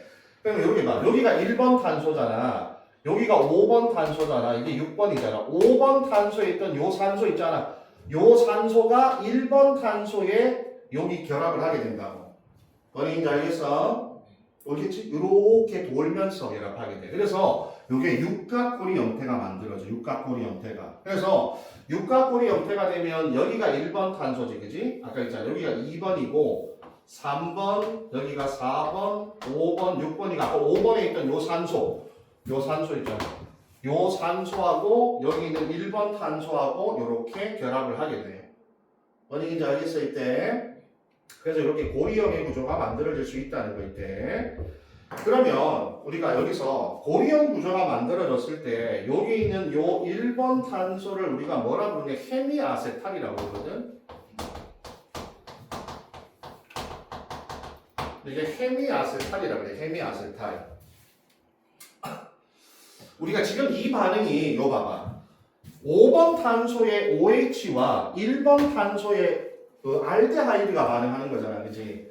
얘들아 OH기하고 알데하이드기의 반응이잖아 이게. 어? 근데 원래는 이게 알코올하고 알데하이드가 반응해서 만들어진 걸 아세탈이라고 그러거든. 아세탈. 근데 헤미라는 말이 보통 헤미가 보통 우리가 무슨 의미로부터? 절반이자 하프란 뜻이거든. 근데 원래는 얘가 반응해서 올바른 아세탈기가 되려면 이렇게 돼야 돼. 근데 이렇게 만들어지려면 알코올이 2개가 필요해. 2개가. 근데 여기는 지금 알코올이 하나만 붙었잖아. 알코올이 하나만 붙어서 아세탈화가 되는 게 절반만 아세탈화가 된 거거든 이때. 오케이? 요게 원래는 아세탈이야 이게. 그런데 OH기가 2개가 결합해야만 요게 완전한 아세탈이 되는데 OH기 하나만 결합해서 절반만 아세탈이 됐다고. 이걸 우리가 헤미아세탈이라고 해요. 헤미아세탈. 그러면 마찬가지로 저기다가 OH기하고 케톤. 그럼 이렇게 결합을 했을 때를 이걸 뭐라 하면 케탈이라고 하거든. 근데 이것도 OH기가 2개가 결합해야만 완전한 케탈이 되는데 우리가 알코올이 하나만 결합될 때는 이거를 헤미케탈이라고 해요. 그럼 헤미케탈은 어디서 나타나겠어? 아까 케톤기가 어디 있었어? 과당이 있었잖아. 그래서 우리가 포도당이나 갈락토스는 헤미아세탈이라고 부르고 과당 같은 경우에는 여기가 헤미케탈이라고 한다. 헤미케탈. 알겠어? 그러면 이제 봐봐. 여기서 이제 문제는 이거야. 이게 선형으로 되어 있을 때는 여기가 회전이 가능하거든. 근데 이때 여기가 고리구조로 닫혀버리면 이게 회전이 불가능해 이때. 그러면 여기가 고리구조로 닫혔을 때 여기 헤미아세탈에서 여기 있는 OH기가 위쪽에 만들어질 수도 있고 아래쪽에 만들어질 수도 있거든. 그러면 이게 또 달라. 이성질체가 또 만들어져 있대. OH기가 위쪽에 있냐 아래쪽에 있냐에 따라서 또 이성질체가 만들어져. 고리구조는 회전이 불가능하기 때문에 그래. 그래서 그 밑에 보시면 자 여기서 지금 보면은 여기 OH기가 아래쪽으로 밑으로 나와 있는 거와 여기는 OH기가 위쪽으로 나와 있는 이렇게 두 가지, 이게 지금 포도당을 얘기하는 건데 이렇게 두 가지가 만들어지거든. 그래서 이때 여기 있는 OH기가 위쪽에 있냐 아래쪽에 있냐 의해서 생성되는 요 이성질체를 뭐라 불러? 아노모 관계라고 한다. 알겠죠? 이걸 아노모 관계라 그래. 아까 전에 에피머는 비대칭 탄소 하나만 위치가 바뀐 거고 이번에 아노모는 고리구조에서 OH기가 위쪽에 있느냐 아래쪽에 있느냐에 따라서 달라지는 이성질체를 아미노, 그러니까 아노모 관계라고 그래. 아노모 관계.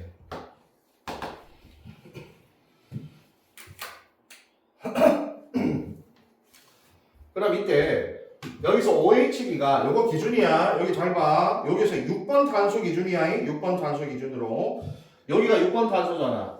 6번 탄소와 반대 방향에 있을 때를 알파라 불러. 알파. 그러니까 우리가 일반적으로 이제 이런 식으로 대충 그리면 요건 아래쪽에 오잖아. OH가 아래쪽에, 그지? 그 다음에 요 다음에 OH기가 6번 탄소와 같은 방향에 있잖아, 그지? 요거를 베타라 불러. 알파 포도당, 베타 포도당. 알파 D 글루코스. 요거는 베타 D 글루코스 이렇게 되거든 이때. 그래서 OH의 방향에 따라서 아노모 관계를 알파와 베타라고 이름을 붙이게 돼 있대.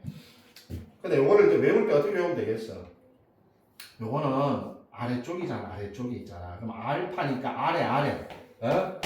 아래에서 그냥 아래쪽 알파다. 알파 아래쪽. 발음이 비슷하잖아. 알파 아래쪽에 있다. 알파 아래쪽 이렇게. 그 다음에 이거는 위에 있잖아. 그지? 그럼 우리가 이제 보통 이제 배를 탈 때 뭐라고 불러? 야, 저 배 위에 타. 이렇게 부르잖아. 배 위에 타. 배 위에 타. 배 타. 배 위에 타. 배 위잖아. 위. 배 위에 타. 배 위에 타. 배 위에 타 해서 베타는 위쪽에 있다. 근데 이거를 이렇게 해도 돼. 봐봐. 내가 6번 이거 맨 뒤집어 그릴 수도 있기 때문에 문제에서 아래 위라는 개념이 조금 우리가 이렇게 그렸을 때 아래 위라고 하지만 실제로 이제 이거를 뒤집어서 그릴 경우도 있거든. 그래서 원래는 정확한 건 6번 탄소와 같은 위치가 베타니까 이걸 우리가 같은 배를 탔다 이렇게 생각하면 돼. OH기하고 6번 탄소가 같은 위치, 같은 배를 탔다. 알겠어? 6번 탄소와 OH기가 같은 위치잖아. 같은 배를 탔다. 같은 배에서 베타. 알겠어? 그렇게 외워주는 게 편하다 이때.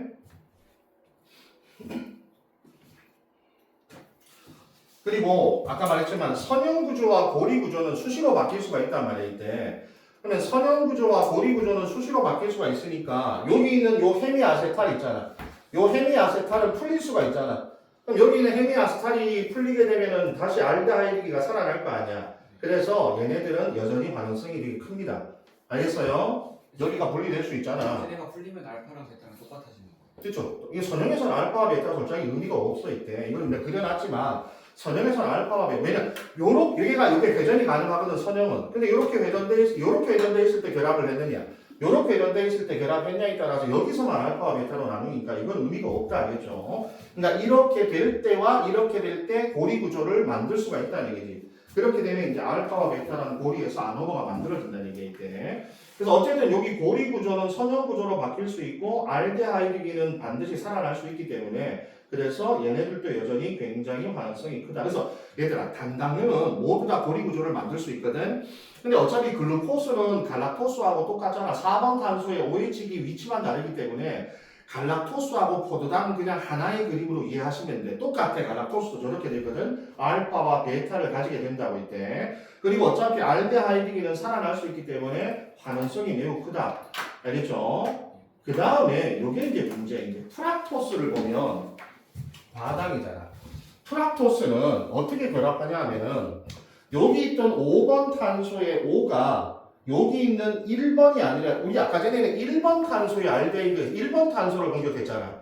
근데 이번에는 케톤이 2번 탄소에 있잖아. 아까 했잖아. 케톤은 항상 끝에 가면 안 돼. 항상 탄소와 탄소 사이에 들어있어야 돼. 케톤은. 그래서 여기 있는 5번 탄소의 5가 요번에는 2번 탄소에 있는 케톤하고 반응을 하는 거야. 야 그럼 봐봐. 아까 전에 봐. 요놈이 요렇게 이거 휜다고 생각하면 요놈이 요렇게 끌어 이렇게 휘어서 1번하고 결합을 했을 때에는 몇 가평이 나왔어? 6가평이 나왔잖아. 근데 이번에는 1번이 아니라 2번하고 결합을 해버리잖아. 그럼 면이 하나 줄어들 거 아니야. 그래서 5가평이 나와 있대. 5가평이 이게 5가 야 이거 5가평이라고 5탄당이라고 하면 안 된다 알겠어 이때. 자 이게 5가평에 6탄당이야 6탄당. 그래서 나중에 그림 나올 때 단당근데 5가평이 돼 있는 애는 무조건 프락토스야 이거는. 과당이야 과당 여기서. 그래서 여기 탄소의 번호가 어떻게 되냐 하면 얘들아 여기 1번 탄소 1번 알겠어요? 여기 1번 탄소 아까 여기 있잖아 케톤이 여기 2번 있잖아. 그러니까 여기가 2번 탄소거든. 여기 2번 케톤에 5번 탄소의 5가 2번 탄소의 케톤을 공격한다. 알겠어? 그래서 2번 탄소에 여기에 결합하니까 1번 탄소는 밖으로 돌출되게 돼 있대. 그 다음 여기가 3번, 4번, 5번, 6번 이렇게 되죠. 이렇게 해서 오각형의 구조를 만들게 됩니다. 이때. 여기 밑에 뭐라고 되어 있어? 여기 있어. 케미케탈. 아까 전에는 케미아세탈이라고 여기 써져 있었거든. 얘는 케미케탈 구조를 가지네. 케미케탈. 케톤과 알코올의 반응으로 만들어진 결합을 우리가 케탈이라고 하는데 이때 OH기가 두 개가 아니라 하나만 반응했기 때문에 케미케탈이라고 부르게 됩니다. 그래서 근데 요거는 너희들 잘 봐야 돼. 여기서 여기 잘 봐. 너희들 여기 보면 여기 5번 탄소에 여기 지금 여기 수소가 여기 OH기가 없어. 여기 2번 탄소에는 OH기 있지만 여기 5번 탄소에는 OH기가 없습니다. 여기서 자, 그래서 요거 프락토스가 고리형으로 되는 게 오각형이니까 요거를 잘 기억하셔야 될 때, 그래야 좀 이따 이당류를 만드는 방법을 알게 될 때. 야, 그 다음에 밑에 나와 있는 요거는 우리가 뭐 DNA, RNA 할 때 워낙 많이 했기 때문에 따로 언급을 안 할 거야, 이거. 분자생물학에서 많이 했잖아. 리보스하고 디옥시리보스는 5탄당이잖아요, 그죠? 근데 차이점은 2번 탄소에 산소가 있냐 없냐의 차이죠, 그죠? 그래서 산소가 있으면 리보스, 산소가 없으면 디옥시라고 해서 여기는 디옥시리보스가 구성이 되게 됩니다. 이때 요거는 이제 대표적인 우리 5탄당에 대한 얘기죠. 이거는 자, 그 다음에 이제 넘겨서 2당류를 볼 거거든. 그럼 이제 단당류와 단당류가 결합을 해서 2당류가 만들어지는데 이때 당과 당이 결합을 할 때에는 여기 봐봐. 한쪽 당의 OH기와 그 다음 당의 OH기가 만나서 물이 한 분자 빠져나오잖아. 그리고 O의 결합을 형성하게 되거든. 그래서 우리가 요 결합을 뭐라고 그러냐면 글리코시드 결합이라고 그래. 글리코시드 결합. 당과 당의 결합은 글리코시드 결합으로 구성이 된다.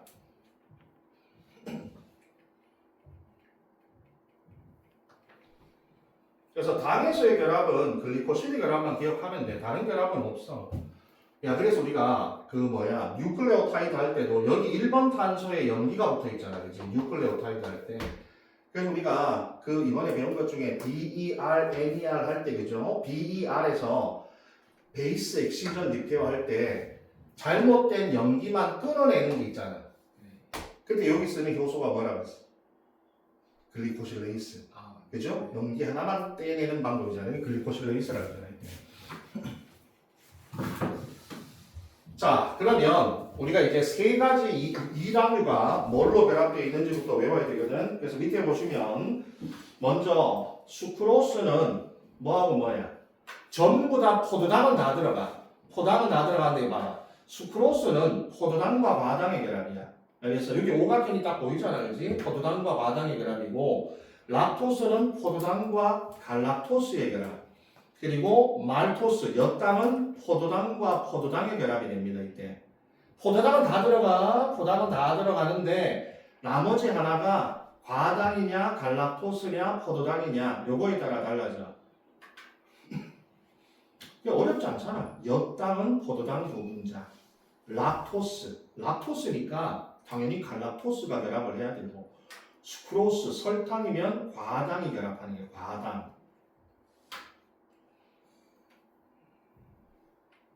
그럼 우리가 이걸 결합할 때 물이 한 분자 빠져나오면서 결합했기 때문에 글리코사이드 결합, 글리코시드 결합은 결국에는 탈수 축합 반응의 한 종류잖아요. 그죠? 탈수 축합 반응을 분해할 때는 무슨 반응이 나와야 돼? 가수분해. 다시 물이 하나 첨가되면서 가수분해가 되는 거죠, 이때. 자, 그러면 요 2당류가 만들어지는 과정을 그 다음 페이지에 자, 밑에 보시면 먼저 엿당의 생성. 이거 잘 봐봐. 자, 엿당은 여기 봐봐.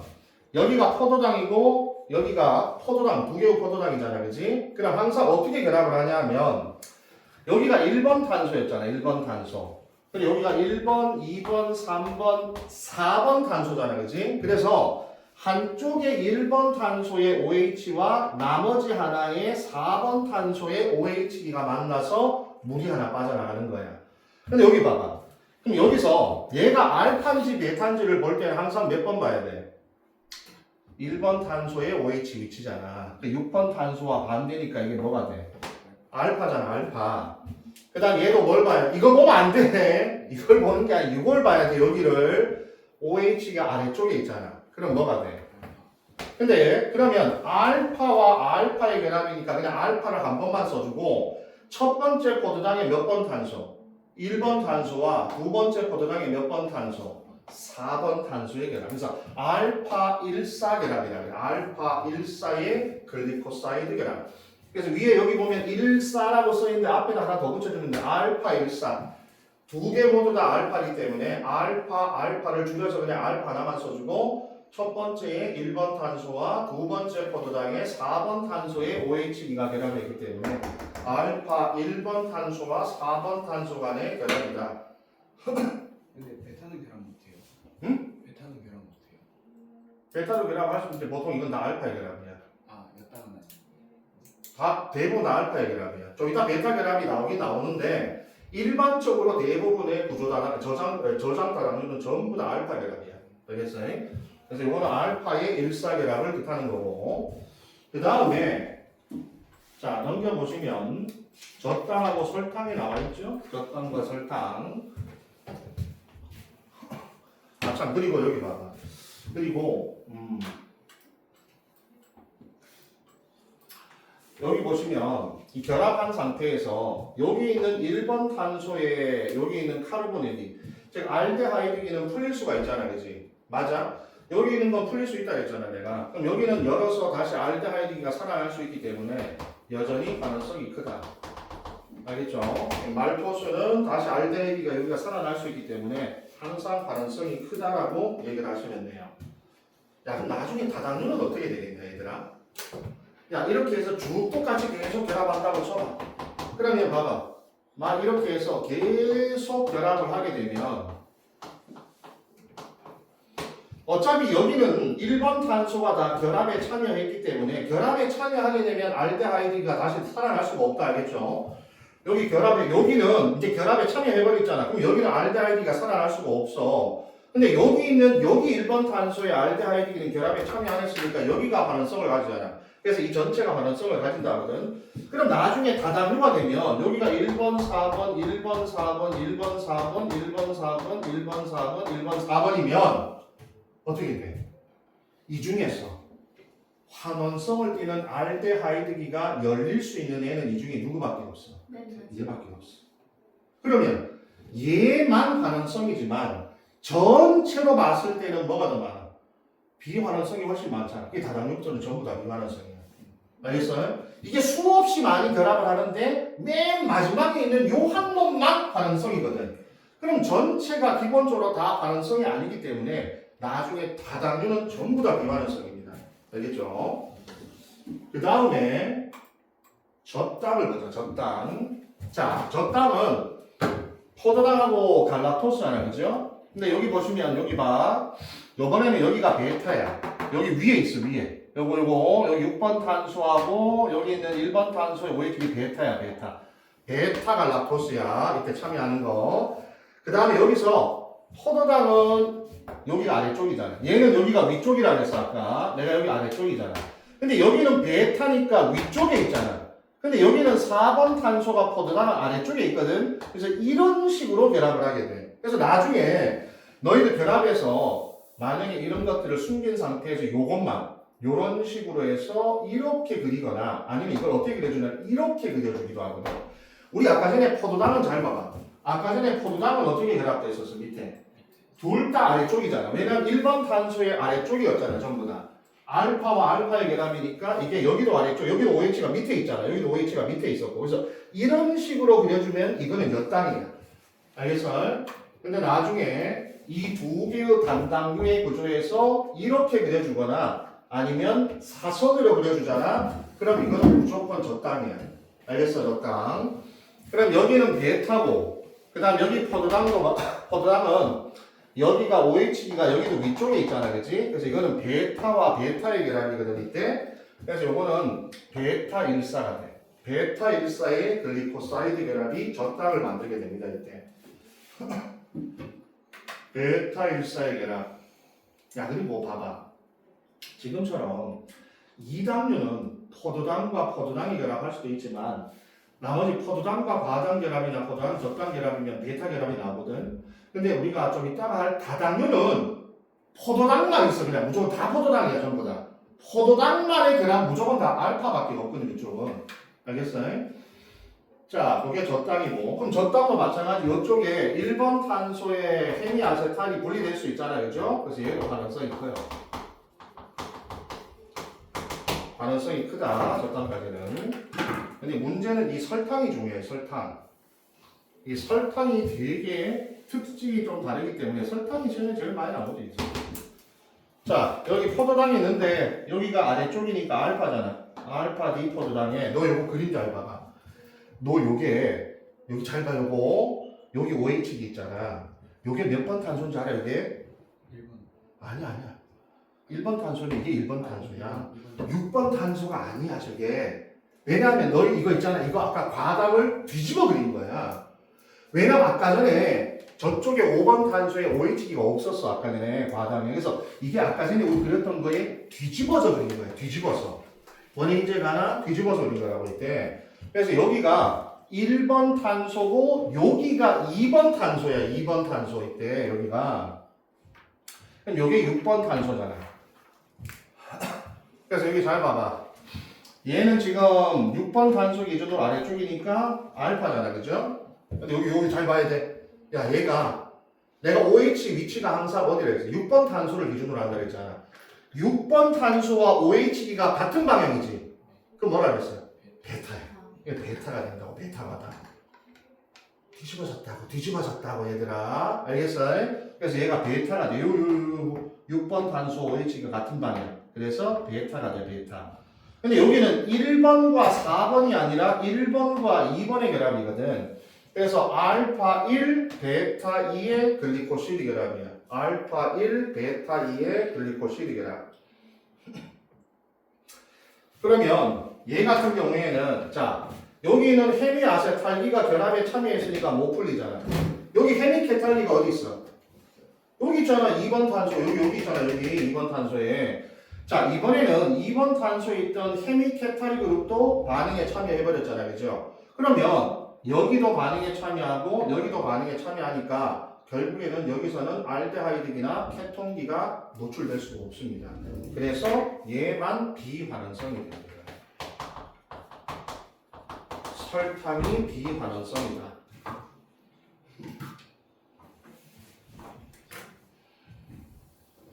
자, 그래서 여기서 이제 뭐가 사이드로 내용이 나오냐 하면 너희들 식물이 광합성을 하면 포도당을 합성하잖아. 그죠? 포도당을 합성한 상태에서 나중에 저장할 때는 녹막으로 저장하거든. 근데 포도당으로 합성된 상태에서 저장 기관까지 운반을 할 때 설탕으로 운반을 하게 돼요. 설탕으로. 왜 설탕으로 운반을 하겠어? 녹아서 뭐지? 아니 어차피 뭐 포도당도 녹을 수 있고 다 이게 다 어차피 이게 전부 다 친수성이잖아. 다 물에 녹을 수 있는 거잖아. 비와서. 이게 중요하지 이게. 그래서 이게 뭐냐면 식물이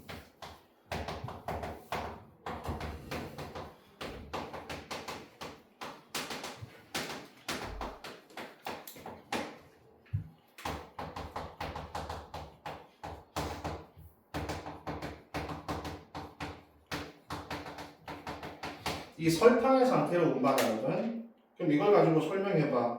만약에 뭐 시험에 나왔을 때 뭐라고 쓸 거야? 그 비환환성하고 같이 연결해서 하면 어떻게 돼?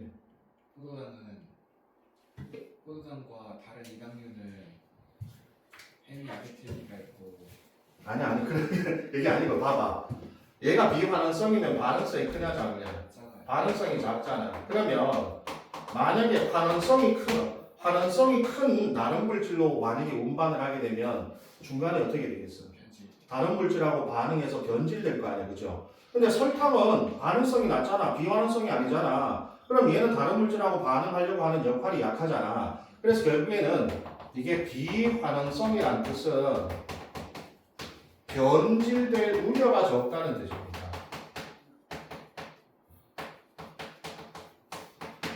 알겠어요? 잘 변질되지 않는다는 얘기. 내가 기껏 열심히 과합성해서 만들어놨는데 이거 운반하다 중간에 다른 물질하고 반응해서 변질되면 어떻게 돼? 그래서 얘가 비환원성이라서 그만큼 반응성이 약하잖아. 그러면 다른 물질하고 반응을 거의 안 할 거기 때문에 변질될 우려가 적다는 뜻이야. 그래서 식물들은 광합성 산물을 포도당을 주로 설탕의 형태로 운반을 하게 됩니다. 이때.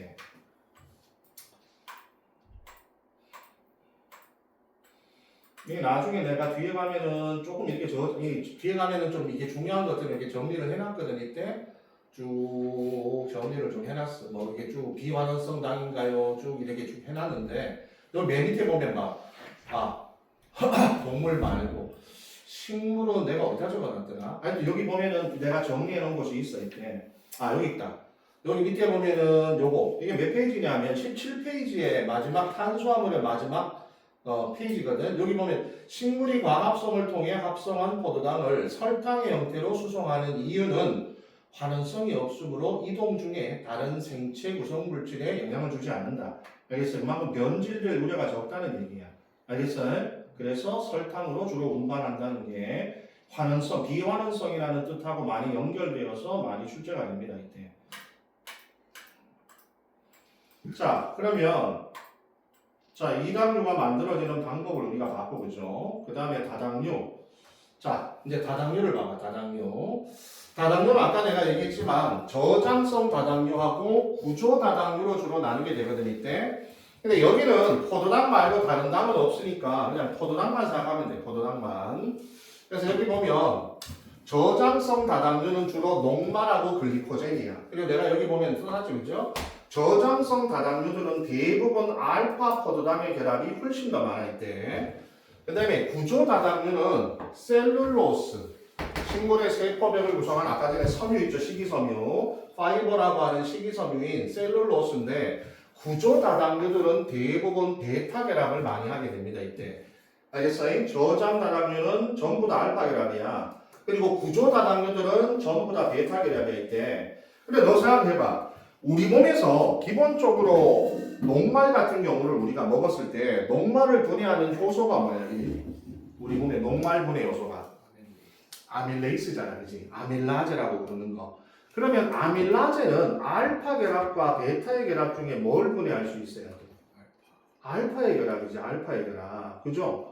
우리가 몸에서 글리코젠으로 저장할 거 아니야, 그지? 그러면은 우리 몸에 녹말이든 글리코젠이든 전부 다 알파 결합을 할 거기 때문에 그럼 우리 몸에 있는 녹말 분해 요소는 다 알파 결합을 분해할 수 있는 요소거든. 그래서 우리 몸은 베타 결합을 못 분해해. 알겠어요? 베타 결합을 분해할 수가 없어요. 그렇기 때문에 셀룰로스는 우리 몸에서 분해가 안 되는 거지. 알겠어요? 그래서 식이섬유는 우리 몸에서 분해가 되지 않기 때문에 우리 몸을 그냥 관통해서 똥으로 빠져나가 버립니다. 소화가 되지 않습니다. 이때. 베타 결합을 분해할 수 없기 때문에 이때. 이게 우리 몸에는 알파 결합을 분해할 수 있는 효소밖에 없어서 그래. 베타 결합을 분해할 수 없기 때문에 그렇기 때문에. 자, 그 다음에 여기 이제 봐봐. 자, 이제 조금만 하면 돼. 조금만. 자, 조금만 하면 요것만 하고 마칩시다. 먼저, 녹말부터 볼게. 녹말. 녹말은 두 가지 종류가 있어. 아밀로스와 아밀로펙틴이 두 가지거든. 녹말은 아밀로스와 아밀로펙틴 이렇게 두 가지를 가지고 있어. 두 가지. 먼저 아밀로스는 알파 1사의 결합만 가져요. 그러니까 이건 어떻게 되냐면 녹말은 아까 전에 우리가 엿당 만드는 결합이 있잖아. 그러니까 포도당이 계속 알파 1사의 결합만 가지기 때문에 얘는 그냥 하나의 사슬의 형태로만 구성이 되게 됩니다. 알겠어요? 쭉 그냥 일자의 형태로만 구성이 되게 돼요. 알겠어? 요게 아밀로스야, 아밀로스. 근데 여기 참 이게 밑에 아밀로스가 밑에 보면은 여기 나와 있죠, 그죠? 그 다음에 아밀로펙틴 같은 경우는 여기서 하나의 결합이 더 형성이 되거든. 여기서 가지를 쳐 이제. 아밀로스는 가지를 안 쳐. 아밀로스는 알파 1사의 결합만 구성하기 때문에 그냥 쭉 한쪽 방향으로만 계속 하나의 사슬로만 연결이 돼. 근데 이때 아밀로펙틴은 여기서 이제 가지를 칠 수가 있어. 가지를 이런 식으로. 근데 가지를 칠 때 여기 봐봐. 여기가 아까 전에 알파 1사의 결합이었잖아, 그지? 근데 여기서 가지를 칠 때는 여기가 1번 탄소잖아. 여기 6번 탄소잖아. 여기가 1번 탄소잖아.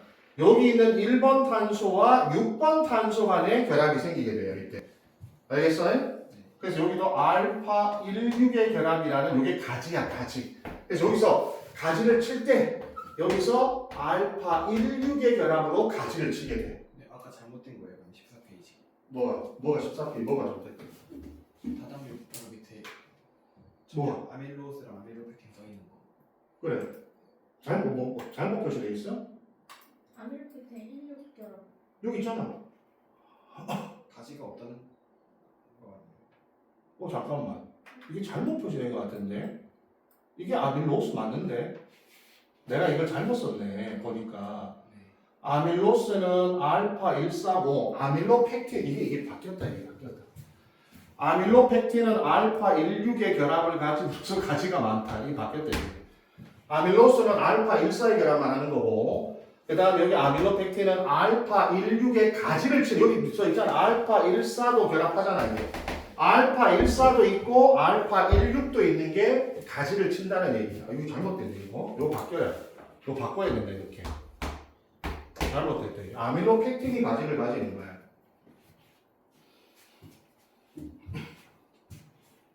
근데 여기가 가지를 칠 때는 보통 한 20개 정도마다 하나, 둘, 셋, 넷 해서 20개 포도당마다 하나씩 가지를 쳐요. 이렇게 20개씩마다 가지를 하나씩 친다라고 보시면 돼요. 유나 괜찮니?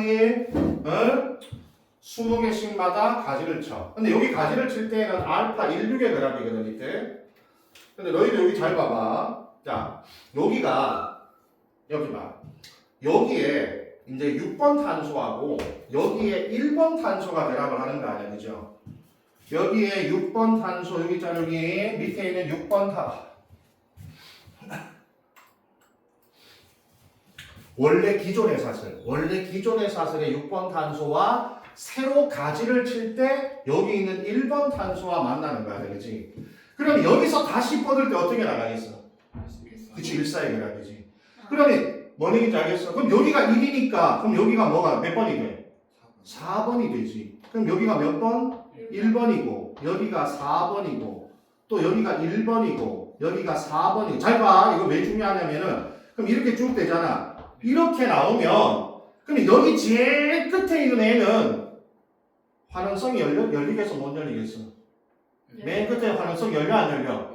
왜 열리냐? 네? 왜요? 1번이 그거잖아. 야 1번에 있잖아. 알데히드기가 1번에 있잖아. 아 맞다. 그래서 여기 보면 여기가 1, 4, 1, 4, 1, 4 이렇게 계속 이렇게 될 거 아니야, 그치? 여기도 1이고 여기가 4, 여기 1, 4 아유 잘못돼. 여기가 1, 4, 1, 4, 1, 4, 1, 4 이렇게 될 거 아니야. 위에도 마찬가지. 여기 6번하고 1번이 여기 왔잖아. 그럼 여기가 4번이니까 여기 옆에 얘가 몇 번? 1번, 4번, 1번, 4번, 1번, 4번이니까 마지막에 있는 이 꼬리가 비환원성 말단이야, 환원성 말단이야? 비환원성 말단이야. 비환원성 말단. 그래서 내가 이제 봐봐. 이게 아무리 가지를 많이 쳐도 환원성 말단은 어디밖에 안 생겨. 여기에 얘만 여기가 1이 있단 말이야. 얘만 환원성 말단 딱 하나밖에 없어 전부 다. 알겠어요? 가지를 쳐도 가지를 친 곳의 맨 끝에 말단은 무조건 비환원성 말단이야. 그러면 원래 본가지의 마지막에 있는 요놈만 환원성 말단이라고. 딱 하나밖에 없어 환원성 말단이. 이때 그래서 전체적으로 다당류는 환원성 말단이 마지막에 딱 하나밖에 없기 때문에 전체적으로 비환원성이 훨씬 더 많잖아, 그죠? 그래서 다당류부터는 전부 다 비환원성이야. 알겠어요? 다당류부터는 전부 다 비환원성이다. 아밀로스도 마찬가지고 아밀로펙틴도 마찬가지고. 그 다음에 글리코젠은 뭐가 다르냐 하면 똑같아. 글리코젠은 방금 배웠던 아밀로펙틴하고 똑같아. 구조가 똑같은데 단지 차이점이 뭐냐 하면 아까 아밀로펙틴은 몇 개마다 가지를 친다 그랬어. 20개마다 가지를 친다 그랬잖아. 근데 글리코젠은 7개에서 8개마다 가지를 쳐요. 아밀로펙틴하고 구조가 똑같은데 알파 14결합에다가 가지를 칠 때는 알파 16의 가지를 치거든. 근데 글리코젠은 7개에서 8개마다 가지를 친다. 그래서 아밀로펙틴하고 글리코젠 그림이 나오면 구조가 똑같은데 뭐만 보면 돼? 누가 더 가지가 많아? 글리코젠이 훨씬 더 가지가 많아. 알겠어?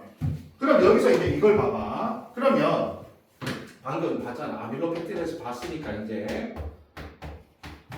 가지를 쳤어. 뭐 이쪽으로 가지 치고 쳤다. 요 끝에 있고 하면 내가 했잖아. 아까 비환원성 말단은 아까 누구밖에 없다 그랬어. 요놈만 환원성 말단이거든. 그러면 나머지 전부 다 이거. 자, 이거 표시해. 이런 거. 자, 이게 전부 다 뭐냐 하면 이걸로 표시한 게 전부 다 비환원성 말단이란 말이야.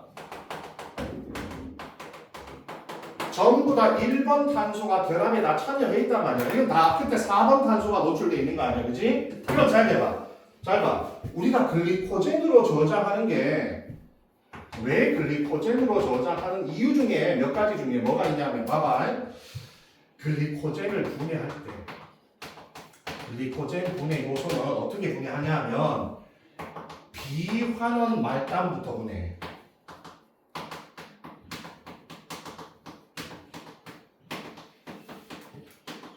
그러면 우리가 포도당을 에너지원으로 쓰다가 글리코젠으로 저장하면 내가 유사시에는 그걸 다시 포도당으로 꺼내 쓴다 그랬잖아. 그럼 생각해봐. 내가 글리코젠으로 저장된 상태에서 유사시에 빨리 이걸 포도당으로 바꾸려면 분해가 잘 돼야 돼, 안 돼야 돼?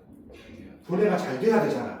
근데 얘는 어디서부터 분해한다고? 비환원 말단. 근데 가지를 많이 쳐 좋겠죠? 많이 치지. 그럼 비환원 말단이 많겠어 좋겠어? 많겠지. 그러니까 여기서부터 분해 시작하는 거야. 분해. 여기서부터.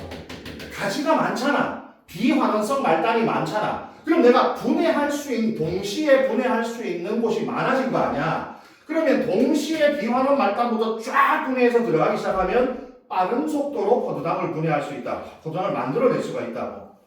알겠어요? 그래서 이거 잘 들으니까 비환원 말단부터 분해하기 때문에 글리코젠은 가지가 많다. 그 말은 비환원성 말단이 많다.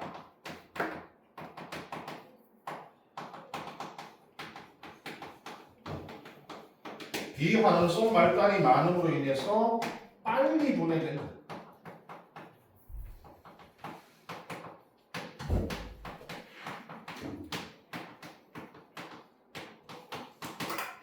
그래서 글리코젠을 빨리빨리 분해할 수 있기 때문에 그래서 글리코젠을 우리가 저장성 다당류로 만들어 놓는 거예요.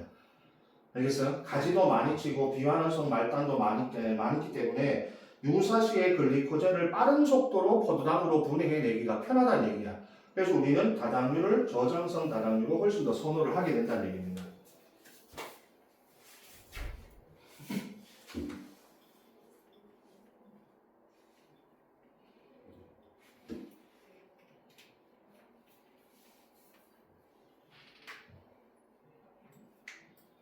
이런 것들은 주로 책에 잘 없는 내용입니다. 있는 내용들은. 보자. 됐다. 오늘까지 해야겠다. 자, 오늘까지 하고 다음에 또 자료 있으면 올려줘. 네. 연아 괜찮니? 네.